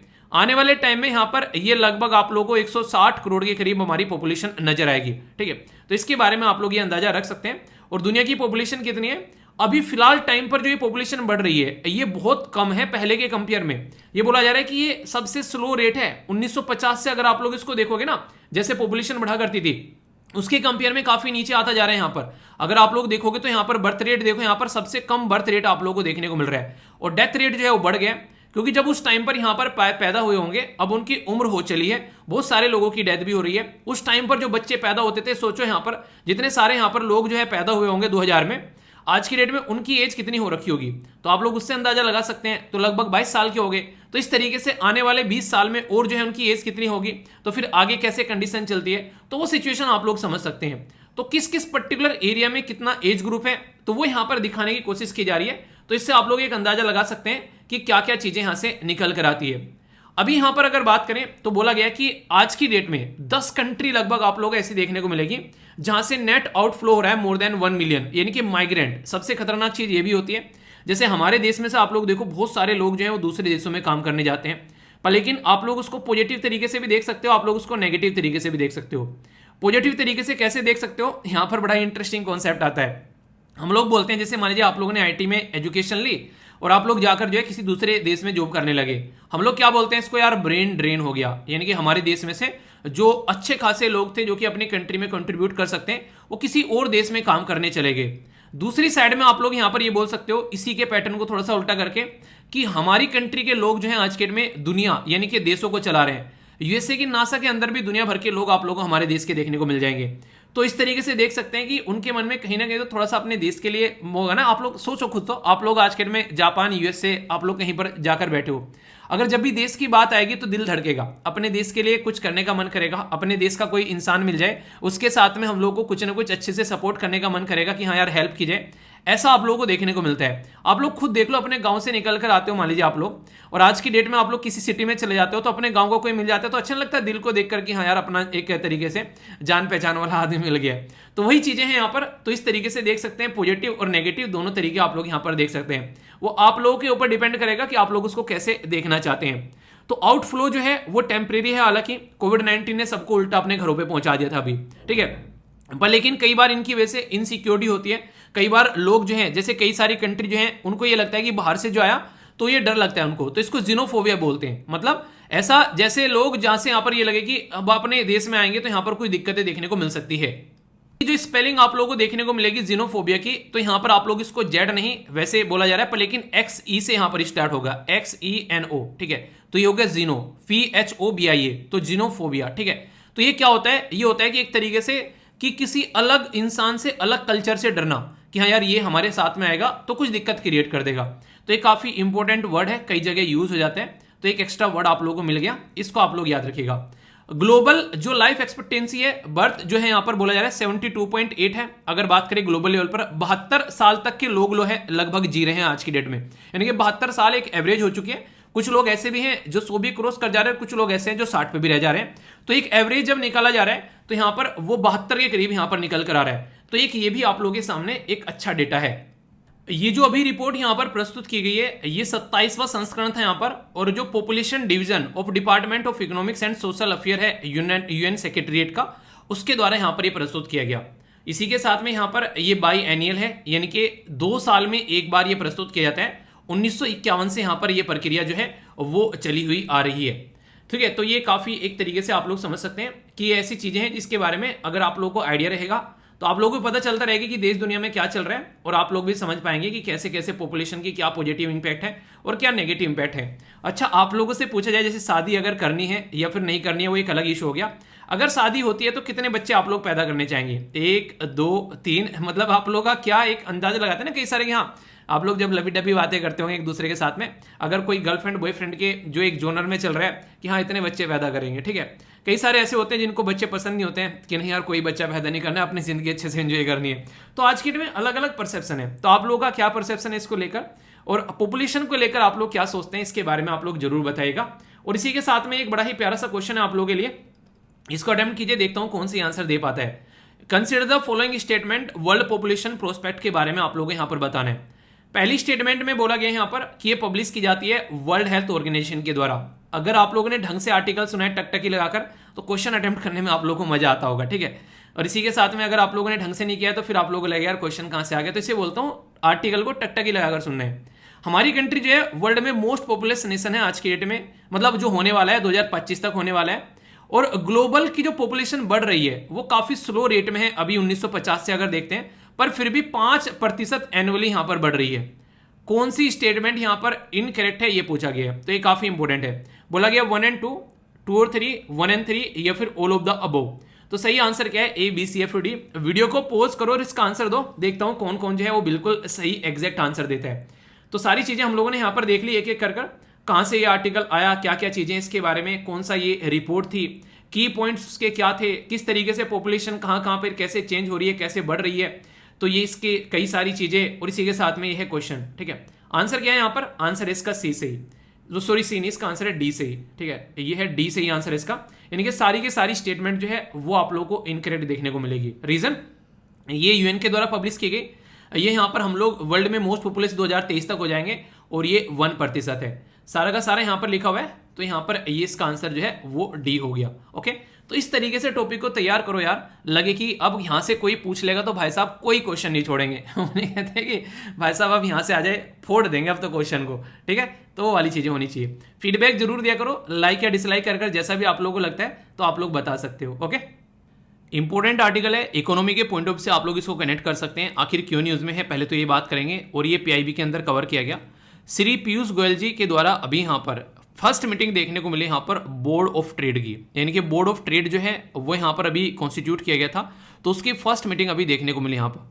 इस मीटिंग का बेसिक पर्पज क्या है, हम लोग चाहते हैं अपने देश को 2047 तक, यानी कि यहाँ पर 2047 तक 100 साल बाद देश के, कि हमारा देश जो है वो एक डेवलप कंट्री बन जाए। इंटरेस्टिंग चीज़ यहाँ पर ये देखने को मिलती है लीडर जो है, जो देश के हमारी कंट्री में पॉलिटिकल पार्टी के, जैसे प्राइम मिनिस्टर मोदी जी के नाम पर अगर बात करें, कोई भी नेता क्यों ना हो, मतलब कोई भी यहाँ पर आज के में मंत्री क्यों ना हो, वो कहेगा मोदी जी का सपना है, मतलब तुम्हारा सपना नहीं है क्या? ऐसे ही देखने को मिलेगा अरविंद केजरीवाल जी के बारे में कि अरविंद केजरीवाल जी का सपना है, ऐसे ही राहुल गांधी के बारे में राहुल गांधी जी का सपना है। मतलब ऐसा लगता है कि मतलब लीडर ही है बस, उसके अलावा कोई यही नहीं है पार्टी में और कोई। तो ये एक तरीके से गलत भी चीज़ है, सब अपने अपने फील्ड के लीडर हैं, सबको लोगों ने चुनकर भेजा है। क्योंकि हमारे देश में हम लोग, सबसे बड़ी बात यह है, हम लोग प्राइम मिनिस्टर को नहीं चुनते हैं, हम लोग अपने देश में मेंबर ऑफ पार्लियामेंट को चुनते हैं, फिर सारे मेंबर ऑफ पार्लियामेंट जाकर अपना लीडर चुनते हैं। तो उनकी भी इतनी ही पावर है जितनी प्राइम मिनिस्टर की है अगर देखा जाए तो। पर लेकिन हमारी कंट्री में वो ये कि एक हीरोइक फिगर बनाने की कोशिश की जाती है और जनता इस पर रेस्पॉन्ड भी करती है, तो वो चीज़ें देखने को मिलती है। तो ये मुझे कई बार हंसी आती है देखकर कि अपना रेस्पॉन्सिबिलिटी नहीं लेंगे, कहेंगे प्राइम मिनिस्टर मोदी जी का सपना है। मैंने कहा तुम्हारा सपना नहीं है क्या? तो ये अरविंद केजरीवाल जी का देखना, उधर कोई भी अपना नाम लेगा, अरविंद केजरीवाल जी की अध्यक्षता में हम लोगों ने ये कर दिया। सही है, तो यहाँ पर अभी क्या किया जा रहा है, ट्रेड को बढ़ाने की बात की जा रही है, ईज ऑफ डूइंग बिजनेस के बारे में बात की जा रही है। तो इसके बारे में याद रखिएगा, तो बोर्ड ऑफ ट्रेड जो है, व्यापार मंडल इसको बोल सकते हैं आप लोग हिंदी में, इसकी एक अभी यहाँ पर कॉन्स्टिट्यूट की गई। पहले तो इसको मर्ज करके बनाया गया जुलाई 2019 में, नया नया ताजा ताजा बना है। तो यहाँ पर council for trade and development and promotion with जो ट्रेड, जो बोर्ड ऑफ ट्रेड को मिलाकर मर्ज कर यहाँ पर 2019 में इसको बनाया गया। ये क्यों बनाया गया? कुछ ना कुछ तो काम होगा, फ्री में कुछ नहीं होता, इसलिए बनाया गया क्योंकि गवर्नमेंट को एडवाइस किया जा सके जब कि गवर्नमेंट कोई पॉलिसी बनाती है फॉरेन ट्रेड से रिलेटेड, ताकि अपना व्यापार हम लोग बूस्ट कर सकें। ये इसका बेसिक पर्पज था। और ऐसा नहीं कि यहाँ पर ये सेंट्रल गवर्नमेंट के ही बारे में बात की जाती है, इसमें स्टेट गवर्नमेंट या फिर यूनियन टेरिटरी भी, उनका अगर कोई ट्रेड पॉलिसी को लेकर क्या प्रोस्पेक्टिव है, उनका ओरिएंटेशन क्या है, उसको सपोर्ट करते हैं यहाँ पर ये। इसमें कई सारे इंपॉर्टेंट मेंबर रहते हैं, जैसे कि स्टेट और यूनियन टेरिटरी के मेंबर, सीनियर ऑफिसर्स रहते हैं यहाँ पर, पब्लिक और प्राइवेट के, सब मिलकर यहाँ पर पार्टिसिपेट करते हैं। तो यहाँ पर पूरा मुद्दा यह है कि एक्सपोर्ट को कैसे बढ़ाना है, अपनी इकोनॉमी को कैसे आगे लेकर चलना है। तो उसके चलते यहाँ पर ये काफी इंपॉर्टेंट मीटिंग बोल सकते हैं। अब की बार इसमें 29 नॉन ऑफिशियल मेंबर के द्वारा भी पार्टिसिपेट किया गया। ठीक है, तो पीयूष गोयल साहब जो हैं वो कौन सी मिनिस्ट्री इनके पास में, ये आप लोगों को बताना है। ठीक है, तो ये हालांकि आर्टिकल के अंदर ही चीज़ें आप लोग की आ चुकी हैं फिर भी ट्राई कीजिएगा। ये जो आर्टिकल है यहाँ पर ये बात की जा रही है विंडफॉल टैक्स के बारे में। ये विंडफॉल टैक्स के बारे में एक छोटा सा आर्टिकल है वैसे तो, पर लेकिन इसके ऊपर मैं बड़ा भी डिस्कस करूंगा आप लोगों से। अभी यहाँ पर एक ओवरव्यू आप लोगों को मिल जाएगा, उसमें क्वेश्चन भी आप लोगों के लिए देखने को मिलेंगे। ठीक है, तो यहाँ पर ये बैंकिंग और जो इकोनॉमी से रिलेटेड आर्टिकल आप लोग इसको बोल सकते हैं। विंडफॉल टैक्स क्या होता है, इसको आप लोग कुछ ऐसे समझ सकते हैं कि आज की डेट में जैसे कि कोविड-19 चला, तो कोविड-19 की वजह से बहुत सारे लोगों को बहुत सारा प्रॉफिट हो गया। ठीक है, तो उन्होंने बहुत सारा पैसा कमाया, तो जो बहुत सारा पैसा कमा रहे हैं तो उनके ऊपर थोड़ा बहुत टैक्स भी लगना चाहिए, ताकि उस टैक्स का फायदा किया जा सके जनता के लिए, यानी कि जिन्होंने सुपर रिच हो गए उस टाइम पर, तो उनसे यहाँ पर जो पैसा कमाया गया। जैसे रसिया और यूक्रेन की लड़ाई के टाइम पर जो एनर्जी का प्राइस है काफी ज्यादा बढ़ा, तो जो तेल बेचने वाले लोग हैं उनके द्वारा काफी पैसा यहाँ पर कमाया गया। ठीक है, ऐसे बोल सकते हैं। तो यहाँ पर नॉर्मल से ज्यादा है, अगर आप लोग यहाँ पर टैक्स बहुत ज्यादा पैसा कमा रहे हो, ठीक है, तो उससे ज़्यादा यहाँ पर आप लोगों को देखने को मिलेगा कि एक टैक्स लगा दिया जाता है उसका रीडिस्ट्रीब्यूशन करने के लिए प्रॉफिट का, ताकि सोशल या फिर गुड वर्क के लिए यहाँ पर जनता के फायदे के लिए, जैसे कि हेल्थ में खर्च कर दिया, एजुकेशन में खर्च कर दिया, तो उसके लिए यहाँ पर उसका ये काम किया जाता है। ऐसे ही लॉटरी के ऊपर आप लोगों ने देखा होगा, ठीक है, जो इनके ऊपर भी टैक्स लगाए जाते हैं, तो इनको विंडफॉल टैक्स बोलते हैं। ठीक है, कि हाँ ठीक है, हवा चली तो इनके पैसे बन गए, मजे आ गए, अब यहाँ पर इनसे कुछ निकाल लो, वो वाली कंडीशन आप लोगों को देखने को मिलेगी। ठीक है, तो ये इंपॉर्टेंट है, इसको आप लोग समझ सकते हैं। ओके, नेक्स्ट यहाँ पर बात की जा रही है क्लाइमेट चेंज के बारे में। ये एक ऐसा मुद्दा है यहाँ पर आज के डेट में ऊपर से लेकर नीचे तक कोई भी इंसान क्यों ना इसके बारे में बात करता हुआ नजर आता है, और चीज़ें भी इतनी बिगड़ चुकी हैं, बात करना लाजमी भी है। अभी बात करते हैं, यहाँ पर बात की जा रही है यूनाइटेड इन साइंस रिपोर्ट। तो यूनाइटेड इन साइंस रिपोर्ट जो है, यहाँ पर ये रिपोर्ट जो है एक मल्टी ऑर्गेनाइजेशन, जिसको WMO, इसी के साथ में यहाँ पर UNEP, ठीक है, तो वर्ल्ड मीटरोलॉजिकल ऑर्गेनाइजेशन, और इसी के साथ में यूनाइटेड नेशन इन्वायरमेंट प्रोग्राम, इनके द्वारा कंपाइल किया गया है कि एक तरीके से क्लाइमेट चेंज को ध्यान में रखते हुए कि क्या क्या इसका इंपैक्ट पड़ रहा है और क्या क्या रेस्पॉन्स है, कैसे इससे निकलना है। क्योंकि सबसे बड़ी दिक्कत क्या है, हम जो आज के डेट में कार्बन डाइऑक्साइड निकाल रहे हैं, उसकी वजह से यहाँ पर जो एक तरीके से ग्लेशियर यानी कि जो बर्फ पिघल रहा है, और उसकी वजह से जो यहाँ पर आज के डेट में समुद्र का लेवल बढ़ रहा है, ये काफ़ी बड़ी दिक्कत है। 2015 से लेके 21 तक का सबसे ज़्यादा गर्म टाइम रहा, अगर आप लोगों को बताऊं यहाँ पर।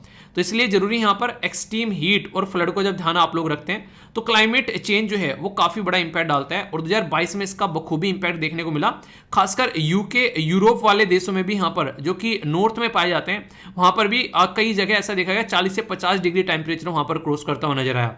इवन यहाँ पर ये माना जा रहा है कि 2050 में 1.6 बिलियन जो लोग हैं अराउंड द वर्ल्ड, वो रफली यहाँ पर एक्सपोज हुए यहाँ पर, और 3 महीने एवरेज टेम्परेचर जो है वो 35 कम से कम यहाँ पर देखने को मिला। तो ये काफ़ी बड़ी प्रॉब्लम यहाँ पर देखने को मिली, जिसके वजह से यहाँ पर काफ़ी चर्चा हुई। यहाँ पर हीट वेव के बारे में भी मैंने आप लोगों से डिस्कस किए थे कई सारे आर्टिकल। ठीक है, तो देखेंगे कि आज का पेपर जो है वो कैसा आएगा, उससे भी आप लोगों को पता चलेगा कि बहुत सारे ऐसे आर्टिकल्स हैं जिनको आप लोग समझ पाओगे कि हाँ यार ये आर्टिकल बहुत काम के होते हैं। क्योंकि अगर आप लोग रेगुलर चीज़ों को सुनते हो तो बहुत सारी चीज़ों पर आप लोग पकड़ बना पाओगे। तो इसलिए जब भी कोई क्वेश्चन पेपर आया करें, चाहे स्टेट PCS का चाहे UPSC का, उसको आप लोगों को जरूर देखना है। ठीक है, आगे चलते हैं। यहाँ पर बात की जा रही है जिमेक्स के बारे में। तो ये डिफेंस न्यूज़ आप लोगों को देखने को मिल रही है इंडिया और जापान के बीच में। ठीक है, तो ये इंडिया और जापान के बीच में एक मैरीटाइम एक्सरसाइज है। इसी साल में एक्सरसाइज यहाँ पर काकादू 2022 में रॉयल ऑस्ट्रेलियन की आप लोगों को देखने को मिली थी, जिसे मैंने डिस्कस किया था। इंडिया भी उसमें पार्टिसिपेट कर रहे हैं, बाकी और कई सारी नेवीज हैं। ठीक है, तो ये बेसिक है जिसके बारे में आप लोग समझ सकते हैं। क्वेश्चन बन जाते हैं कई बार, आइडिया आप लोगों को होना चाहिए। ये हिस्ट्री कल्चर के साथ में आप लोग कनेक्ट कर सकते हैं। बात की जा रही है नेशनल मैरीटाइम म्यूजियम के बारे में। म्यूजियम क्या होता है? एक तरीका संग्रहालय जहां पर कुछ ऐसी चीजें रखी जाए कि जो विलुप्त होने वाली हैं, ताकि आने वाली जनरेशन को पता चले अच्छा भाई साहब ये भी था हमारे देश में। ठीक है, हमारे पूर्वजों ने निपटा डाला। ठीक है, तो अभी ये इंपॉर्टेंट है। अगर आप लोग गुजरात से आते हैं तो आप लोगों के लिए और भी इंपॉर्टेंट है। यहाँ पर बात की जा रही है मिनिस्ट्री ऑफ पोर्ट, शिपिंग और वाटरवेज के बारे में। यहाँ पर इंडस वैली सिविलाइजेशन से रिलेटेड एक नेशनल म्यूजियम बनाया जा रहा है लोथल, गुजरात के अंदर में। क्या कोई ऐसा है जो लोथल से आता है? बताइएगा जरा। तो यहाँ पर जो सबसे बड़ी बात, यहाँ पर एक काफ़ी इंपॉर्टेंट साइट है इंडस वैली सिविलाइजेशन की, जिसको स्टार्टिंग में आप लोग हड़प्पा सिविलाइजेशन भी बोलते थे, पर लेकिन हड़प्पा नाम था अलग रीजन की वजह से। बाद में आप लोगों को पता है नाम चेंज कर देगा, किसकी वजह से? क्योंकि यहाँ पर वो जो थी इंडस रिवर के आसपास फैली हुई सिविलाइजेशन थी, हड़प्पा पर्टिकुलर एक लोकेशन थी, तो ये चेंज कर दिया गया। 5000 साल के करीब यहाँ पर पुरानी आप लोगों को लोथल देखने को मिलती है, और ऐसा कॉम्प्लेक्स जो कि यहाँ पर काफ़ी रिच और डाइवर्स है। ठीक है, मैरी टाइम हिस्ट्री को लेकर, तो उसके चलते यहाँ पर इसको इंप्लीमेंट किया जा रहा है। और काफ़ी मेजर प्रोजेक्ट है यहाँ पर, किसके तहत? सागरमाला के तहत। सागरमाला हमारे देश में एक ऐसा प्रोजेक्ट है जो कि एक स्कीम है पूरी, जिसके बारे में आप लोग याद रखिएगा कि किस तरीके से रिड्यूस करना है ट्रांसपोर्टेशन की कॉस्ट। आप लोगों को पता है, जैसे कि मैंने कई बार बताया भी है, अगर कोई सामान एक जगह से दूसरी जगह पर आप लोग ले जाते हैं, सबसे सस्ता पड़ता है अगर आप लोग पानी के थ्रू यानी कि वाटरवेज के थ्रू जाते हैं। दूसरे नंबर पर यहाँ पर आप लोगों को देखने को मिलेगा, आप लोगों को सस्ता पड़ेगा ट्रेन के थ्रू अगर आप लोग जाते हैं। तीसरे नंबर पर आप लोगों को देखने को मिलेगा रोडवेज, और चौथे नंबर पर आप लोगों को देखने को मिलेगा बेसिकली किसके थ्रू? वो है आप लोगों का एयरवेज। यानी कि सबसे सस्ता पानी में, उससे महंगा ट्रेन में, उससे महंगा रोड में, उससे महंगा हवाई जहाज में। ठीक है, तो ये सबसे महंगा आप लोगों को देखने को मिलेगा। और अगर स्पेस में अगर आप लोग स्पेस जेट में जाना है, यानी कि कोई स्पेस व्हीकल में जाना है, तो फिर और भी महंगा पड़ेगा यहाँ पर। तो एक्सपोर्ट और इम्पोर्ट यहाँ पर काफ़ी इंपॉर्टेंट रोल प्ले करते हैं जब सामान को लाने और ले जाने की बात करते हैं। तो उसी के चलते कैसे लॉजिस्टिक कॉस्ट को कम कर रहे हैं, लाना और ले जाना सामान उसको कम करना है, इससे प्रोडक्ट का प्राइस भी आप लोग कम होता हुआ नजर आएगा। तो उसको इंप्रूव करने की बात यहाँ पर की जा रही है, ठीक है। तो ये काफी इंपॉर्टेंट है, कई सारे एरिया है यहाँ पर आप लोगों को देखने को मिलेंगे जो कि डेवलप किए जा रहे हैं। माला इसलिए बोला गया जैसे गले में माला नहीं रहते हैं, इस तरीके से आप लोग को देखने को मिलेगा। और ये कई सारे पोर्ट्स हैं जिनके बारे में आप लोग याद रखिएगा। खासकर अगर बात करें असिस्टेंट कमांडेंट का जो पेपर होता है उसमें अक्सर आप लोगों से ये चीजें पूछी जाती है, ठीक है। और जिसका भी रिजल्ट आया अभी यहाँ पर, सबसे पहले तो कॉन्ग्रेचुलेशंस जिसका भी सिलेक्शन हुआ है, और जिस किसी का सिलेक्शन नहीं हुआ है वो फिर से तैयारी करो यार, हार नहीं माननी है, ठीक है। हार मानकर बैठ गए तो दिक्कत देखने को मिलेगी। और जिसका सिलेक्शन हुआ है ऑल द वेरी बेस्ट, अच्छे से इंटरव्यू के लिए अब आप लोग तैयारी करिए अपनी, चीजें लगे रहना जब तक कि फाइनल हाथ में सिलेक्शन ना आ जाए, क्योंकि अगर बीच में रुक गए तो दिक्कत हो जाएगी। ये काफ़ी इंटरेस्टिंग एक आर्टिकल आप लोगों को देखने को मिलेगा कि इंसान ऐसा करता है जैसा उसका बिलीफ होता है। कई बार वो बिलीफ उसको नुकसान भी पहुंचाता है, पर फिर भी उस काम को वो कॉन्टिन्यूसली करता रहता है। जैसे कि अगर आप लोग स्मोकिंग करते हैं तो आप लोगों ने सुना होगा कि स्मोकिंग करने वाले लोग जो है उसको छोड़ना चाहते हैं, वो उससे सेटिस्फाई नहीं होते हैं, पर फिर भी वो उसको करते रहते हैं, क्योंकि कहीं ना कहीं एक तरीके से एक तो उनके डोपामाइन रिलीज होते रहते हैं, और कहीं ना कहीं अपने आप को वो पेसिफाई भी कर लेते हैं कि हाँ ज़्यादा नुकसान नहीं पहुंचाती है। तो यहाँ पर अगर आप लोगों को इसको चेंज करना है तो कॉग्निटिव डिसोनेंस बोलते हैं, जो कि यहाँ पर आप लोगों को देखने को मिलेगा कि आप जो है अपने ही आप में एक मतभेद में रहते हैं, जिसको संज्ञात्मक मतभेद बोलते हैं हिंदी में आप लोग। यानी कि अगर आप लोग स्मोकिंग को अगर आप लोग छोड़ना चाहते हैं तो आप लोग क्या करना पड़ेगा, change action, smoking cigarette is unhealthy, ये आप लोगों के माइंड में आएगा। I don't smoke cigarette anymore, तो आप लोगों ने छोड़ दिया। पर लेकिन अगर बिलीफ अगर आप लोगों का चेंज हो रहा है, दूसरा बिलीफ आप लोगों को देखने को मिलेगा, तो यहां पर देखने को मिलेगा द रिसर्च, यहां पर देखने को मिला the research on smoke is not conclusive, यानी कि अभी कोई कंक्लूसिव नहीं है यहां पर ये, तो I continue to smoke the cigarette. यानी आप लोगों ने देखा कई बार इंसान जो है इस तरीके से बोलता है कि यार मैं सिगरेट छोड़ तो दी है, पर लेकिन जब कोई देखना हो, जब पीता हुआ दिख जाता है तो तलब लग जाती है, फिर मैं पी लेता हूँ, तो वो वाली कंडीशन यहाँ पर देखने को मिलेगी। तो इसके ऊपर काम करना जरूरी है। और ये एक पर्टिकुलर आप लोग एक सिस्टमेटिक एक इसको अगर आप लोग देखोगे तो ये एक थ्योरी है इसके ऊपर कि किस तरीके से यहाँ पर ये सारी चीजें सामने निकल कर आती है। ये साइकोलॉजी है एक तरीके से इंसान की। आप लोगों ने देखा होगा जब आप लोग अलार्म बज रहा होता है सुबह, तो आप लोगों को लगता है 5 मिनट और सो ले यार, तो जो 5 मिनट और सोने वाली बात होती है ना, तो कहीं ना कहीं आप लोगों की साइकोलॉजी है कि 5 मिनट में ऐसा लगता है पता नहीं क्या हो जाएगा, और 5 मिनट फिर आधा पौना घंटा निकल जाता है। तो ये सारी चीजें साइकोलॉजी से रिलेटेड है। इसके बारे में सबसे पहले लियोन जो फेस्टिंगर के द्वारा यहाँ पर बताया गया एक बुक में, the theory of cognitive dissonance, तो यहाँ पर ये 1957 में आई। तो आज की डेट में आप लोग किसी रिलीजन के साथ में कनेक्ट है, किसी पॉलिटिकल पार्टी को फॉलो कर रहे हैं, तो कई बार आप लोगों ने देखा होगा उसको ब्लाइंडली फॉलो करते हैं कई बार हम लोग, ठीक है। कई बार हमको नुकसान ही पहुंचाता है, पर लेकिन हमारे थॉट के साथ में भी कई बार आप लोग कॉन्ट्राडिक्ट देखने को मिलता है कि नहीं यार ऐसा नहीं होना चाहिए, फिर भी हम लोग उसको फॉलो करते रहते हैं। तो इस तरीके से कई बार ये इंसान को अनकंफर्टेबल कर देता है, कई बार एक तरीके से इमोशन टेंशन के अंदर भी आप लोगों को चीज़ देखने को मिलेगी। तो इस तरीके के एलिमेंट यहाँ पर कहीं ना कहीं इंसान को परेशान करते हैं। तो यहाँ पर जरूरी है कि आप लोग हमेशा वो चीज़ें फॉलो करें जो कि आप लोग की माइंड के साथ में आप लोगों की बॉडी की हार्मनी बनाकर रखें। अगर कोई भी ऐसी चीज़ जो डिसहार्मनी कर रही है, उसको बर्बाद करने की कोशिश कर रही है, उससे डिस्टेंस बना लो। और इसी को आप लोग इमोशनल इंटेलिजेंस भी बोल सकते हैं। अगर आप लोग ये नहीं कर पाते हो तो फिर दिक्कतें आप लोगों को देखने को मिलेगी, क्योंकि जब एथिक्स के पेपर में जाओगे आप लोग यहाँ पर, तो इमोशनल इंटेलिजेंस जो है वो प्रॉपर एक टॉपिक है आप लोगों का, ठीक है, जिसमें आप लोगों को डिसीजन मेकिंग कैपेबिलिटी पर आप लोगों को फोकस देना आप लोगों को देखना होता है, ठीक है। क्योंकि एक इमोशनल इंटेलिजेंस पर्सन ही एक तरीके से सही डिसीजन ले पाएगा, इमोशन में नहीं बहेगा, और वही एक अच्छा लीडर भी आगे बन पाएगा, ठीक है। तो ऐसे आप लोग यहाँ पर समझ सकते हैं। ओके, कुछ क्वेश्चन है जो कि आप लोग यहाँ पर प्रैक्टिस करने यहाँ पर बात की जा रही है। As per the official data, तो यहाँ पर बोला जा रहा है रिटेल इन्फ्लेशन अगस्त के महीने में भी क्या देखने को मिला। तो ऐसे क्वेश्चन हालांकि पूछे नहीं जाते हैं, पर लेकिन आप लोगों को आइडिया होना चाहिए कि रिसेंटली यहाँ पर जो मुद्दा है वो है कि आप लोगों को 6 जो एक तरीके से जो इन्फ्लेशन है वो 6 से और 2 के बीच में होना चाहिए, यानी कि 4 ± 2। तो इसके चलते कई बार ऐसी चीज़ें आप लोगों को देखने को मिलती है।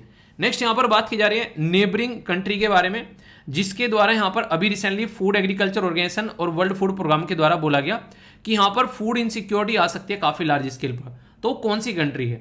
तो यहाँ पर ए में बोला गया पाकिस्तान, फिर बोला गया श्रीलंका, इंडिया और अफगानिस्तान, ठीक है। तो इसको तो छोड़ दो, ये अपनी प्यारी कंट्री, हम तो भाई साहब लोगों को खाना पहुंचा रहे हैं, हम कैसे भूखे मरेंगे, ठीक है। तो यहाँ पर पाकिस्तान है क्या? नहीं है। अफगानिस्तान है क्या? नहीं है। श्रीलंका है, क्योंकि श्रीलंका में भी कंडीशन आप लोगों ने देख ही ली, ठीक है। इसी के साथ में बोला गया कि यहाँ पर नेशनल पार्क के बारे में बोला गया कि री इंट्रोड्यूस चीता, ठीक है, फ्रॉम द नामीबिया। तो यहाँ पर चीता को इंट्रोड्यूस करने की बात की जा रही है, और आज तो मोदी जी का बर्थडे भी है, तो happy birthday to Modi ji, ठीक है। तो यहाँ पर कौन सा ये पर्टिकुलर आप लोगों को देखने को मिलेगा? तो तो आंसर क्या है यहाँ पर, ये है बेसिकली कान्हा नेशनल पार्क। ठीक है, ये एक तरीके से पर्टिकुलर है जिसका नाम है यहाँ पर कान्हो, ये पालपुर नेशनल पार्क। ठीक है, आप लोगों को ये बताना है कौन से राज्य के अंदर में है ये, अगर आप लोगों से पूछा जाए। 500 मिलियन के करीब लोग वर्ल्ड वाइड जो है वो मॉडर्न स्लेवरी का शिकार बन चुके हैं। ये किसके द्वारा अभी यहाँ पर बताया गया, ये मैंने डिटेल में डिस्कस किया था आप लोगों से, नेटो, IMF, ILO या फिर वर्ल्ड बैंक। तो कौन है यहाँ पर आंसर, इसका आप लोगों को देना है। ये अभी रिसेंटली 2 बार पढ़ा चुका हूँ मैं आर्टिकल, तो कोई कंफ्यूजन आप लोगों को नहीं होना चाहिए। बताइए आंसर क्या होगा। CSAT का एक क्वेश्चन है यहाँ पर जो कि आप लोगों को अटेम्प्ट करना है। ये पर्टिकुलर क्वेश्चन आप लोगों को देखने को मिलेगा और ये है इसके ऑप्शन। वीडियो को पॉज कर इसको आप लोग अटेम्प्ट करना। और एक छोटी सी यहाँ पर गलती हो गई थी यार, इसको आप लोग सही कर लेना। ये यहाँ पर ये बेसिकली 60 मीटर पर आवर लिखा हुआ है। ठीक है, तो आप लोग खुद भी समझ सकते हैं जब 60 लिखा गया पर आवर तो इसका मतलब यहाँ पर किलोमीटर होगा। ठीक है तो इस तरीके से मतलब थोड़ी सी यहाँ पर ये प्रिंट मिस्टेक हो गई, तो इसको आप लोग चेंज कर लेना थोड़ा। ठीक है, कई सारे बच्चे इसको लेकर मेल कर रहे थे। बाकी अगर बात करें कुछ और छोटी छोटी न्यूज़, जैसे कि इंस्टेंट न्यूज़ में अगर बात करें, वन लाइनर नेशनल लेवल की अगर आप लोग बात करेंगे तो यहाँ पर बात की जा रही है काफ़ी इंपॉर्टेंट, जो कि आप लोगों को पता भी होना चाहिए। लंपी स्किन डिजीज काफ़ी सारे जानवरों की जान लेकर गई। तो बोला यह जा रहा है कि लंपी स्किन डिजीज जो है उसका दूध पिया जा सकता है क्या? जी हाँ, उसका दूध बिल्कुल पिया जा सकता है जानवरों का। और खुद यहाँ पर इंडियन वेटनरी रिसर्च इंस्टीट्यूट के द्वारा यहाँ पर ये बातें बताई गई है, इनके द्वारा, जो कि यहाँ पर ये मुक्तेश्वर उत्तराखंड के अंदर में है, कि दूध पे कोई इंपैक्ट नहीं पड़ रहा है यहाँ पर उस डिजीज का। ठीक है, वो ट्रांसमिशन वाली डिजीज नहीं है, तो उसमें कोई दिक्कत नहीं है। यहाँ पर बात की जा रही है कई सारे पाकिस्तानी नेशनल जो है वो पकड़े गए अरबियन सी की साइड में, गुजरात कोस्ट पे, क्योंकि कई सारी दिक्कतें देखने को मिलती है। तो इसके बारे में आप लोग समझ सकते हैं, हमेशा हमारे देश में टेररिज्म फैलाने की कोशिश की जाती है। बाकी गोवा में कांग्रेस का खात्मा होता हुआ नजर आ रहा है, क्योंकि मैक्सिमम बीजेपी को ज्वाइन किया जा रहा है। भूटान के किंग जिन है जिनका नाम है यहाँ पर जिग्मेश केसर, इनका नाम है नामयलक वांगचुक। ठीक है, तो ये इनका नाम है यहाँ पर, इतना लंबा नाम है कि फाइनल ईयर तक याद हो जाएगा। चंद्रन छोड़दा छाछन। ठीक है, तो प्राइम मिनिस्टर मोदी साहब के द्वारा इनकी मीटिंग हुई दिल्ली में, तो विजिट पर थे, इसलिए याद रखिएगा। जयशंकर साहब जो है वो फ्रांस के काउंटर पार्ट से मिले, जिनका नाम है कैथरीन कोलोनल। ठीक है, कोलोना, तो यहाँ पर इनका नाम भी समझ सकते हैं। ये भी दिल्ली में आजकल दिल्ली दरबार बना हुआ है, बहुत लोग विजिट कर रहे हैं। इंडियन नेवी के द्वारा रिवाइव किया गया ट्रेनिंग सेंटर यहाँ पर कहाँ पर है, ये है बेसिकली मनसबल लेक। तो याद रखिएगा यहाँ पर ये जो पर्टिकुलर लेक है इसका नाम कहाँ से निकल कर रहा है, तो यहाँ पर जो मानसरोवर है उससे इसका नाम निकाल कर लाया जा रहा है। ठीक है, तो 33 ईयर आफ्टर यहाँ पर ट्रेनिंग सेंटर की मांग चल रही थी, तो अभी नेवी के लिए यहाँ पर जम्मू एंड कश्मीर में, तो ये थोड़ा सा डिफरेंट है, जो कि समझ सकते हैं। बाकी हिंदी दिवस आप लोगों ने सेलिब्रेट कर लिया, किस किस ने नहीं किया वो बताइएगा। इजराइल यहाँ पर और पैलेस्तीन में हमेशा रस्साकसी चलती रहती है, तो कई सारे लोगों की डेथ हो गई। वेस्ट बैंक किसका पार्ट है, याद रखिएगा पैलेस्तीन का पार्ट है। ठीक है, इसी के साथ में एक टाइफून है जिसका नाम याद रखते हैं, इसको बोलते हैं बेसिकली, इसको बोलते हैं म्यूफा। ठीक है, तो ये कहां पर देखने को मिल रहा है, चाइना में देखने को मिल रहा है। अजरबैजान और अर्मेनिया लड़ रहे हैं यहाँ पर, अजरबैजान और अर्मेनिया, ये है नागोर्नो और कराबख रीजन। ठीक है, तो किसी दिन आएगा आर्टिकल तो डिटेल में डिस्कस करूंगा, टेंशन मत लेना, पहले भी कई बार कर चुका हूँ, फिर से हो जाएगा, कोई टेंशन लेने की जरूरत नहीं है। गवर्नमेंट ऑफ जर्मनी के द्वारा यहाँ पर एक जो यहाँ पर एयरलाइंस है उससे अपने हाथ खींच लिए गए, सारे शेयर बेच दिए गए, जिसका नाम है यहाँ पर लुफ्थांसा। ठीक है, तो ये एक एयरलाइंस है। डेनमार्क जो है वहां पर वर्ल्ड वोटर कांग्रेस और इसी के साथ में एग्जीबिशन 2022 कोपेगन के अंदर आप लोगों को देखने को मिला। ठीक है, तो ये इसके बारे में इंफॉर्मेशन पूछी जा सकती है। कजाकिस्तान जो है उसकी कैपिटल चेंज की गई थी, आप लोगों को पता है, पहले कैपिटल जो थी यहाँ पर अस्थाना थी, अभी यहाँ पर नूर सुल्तान हो गई है। ठीक है, तो इसके चलते यहाँ पर ये कई बार न्यूज में आ चुके हैं, तो अस्थाना या फिर नूर सुल्तान याद रखिए, कंफ्यूजन मत रखना, कि ये अदला बदली चल रही है, पहले अस्थाना फिर नूर सुल्तान फिर से अस्थाना बोला जा रहा है। ठीक है, तो ये लोकेशन आप लोगों के सामने होगी, यहाँ पर अपनी प्यारी कंट्री यहाँ पर है, और यहाँ से आप लोग एग्जैक्ट लोकेशन देखिएगा, यहाँ पर कैस्पियन सी और यहाँ पर ब्लैक सी, तो कई बार क्वेश्चन बन जाते हैं, और इधर इंडियन ओशन। ठीक है, तो ये इस तरीके से है, कोई कंफ्यूजन नहीं होना चाहिए। ये आज की 5 वोकेबलरी हैं आप लोग ही, इनको देख लीजिएगा। वीडियो थोड़ी लंबी हो जा रही है, फिर आप लोग फिर चिल्लाने लगते हो कि सर क्या कर दिया, ऐसा लग रहा है कि पता नहीं क्या कर दिया। ठीक है, ये है SLV कमांडो, जिनका नाम है यहाँ पर हरदेव, काफ़ी शानदार तरीके से आंसर दिए गए, रेगुलर आंसर देते थे, काफ़ी दिनों बाद यहाँ पर फिर से दिखाई दिए। इसी के साथ में यहाँ पर शानदार तरीके से यहाँ पर हरमन कौर के द्वारा भी आंसर दिए गए, हिंदी में काफ़ी अच्छे तरीके से कई सारे बच्चे आंसर दे रहे हैं, वो काफ़ी अच्छा लग रहा है। यहाँ पर माई लिटिल वर्ल्ड के द्वारा काफ़ी अच्छे हिंदी में आंसर दिए गए। ठीक है, और बाकी आप लोग अपने नाम के सामने, जैसे कि यहाँ पर SDM साहब इनके द्वारा लगा दिया गया। ठीक है, तो आप लोग भी अपना नाम चेंज कर सकते हैं, जो भी आप लोगों को जिंदगी में बनना है, आप लोगों को अंदर से एक अच्छी फीलिंग देगा, तो ये आप लोग इसको जरूर इंप्लीमेंट करिएगा, इससे आप लोग अपनी जिंदगी में एक पॉजिटिव चेंज ला सकते हैं। ठीक है, और बाकी यहाँ पर इसको सपोर्ट जरूर करिएगा, ताकि सिचुएशन जो है थोड़ा सा उसको सही डायरेक्शन में लेकर चला जा सके, आप लोग एक दूसरे का पार्ट बनिए जरूर। ठीक है, तो कैसा रहा आज का लेक्चर, फीडबैक जरूर देना, PDF टेलीग्राम से जाकर डाउनलोड कर लेना, और जो भी पेपर देना जा रहे हैं मेंस का, उनको ऑल द बेस्ट है, अच्छे से दिल लगाकर पेपर दो, और फ्लाइंग कलर के साथ में निकल कर आओ। ठीक है, तो इसके साथ में आज का लेक्चर यहीं पर समाप्त करते हैं। तो बड़ों को नमस्ते, छोटों को प्यार, छोटी सी लाइफ एंजॉय करार। मिलता हूं नेक्स्ट वीडियो में, जब तक के लिए जय हिंद।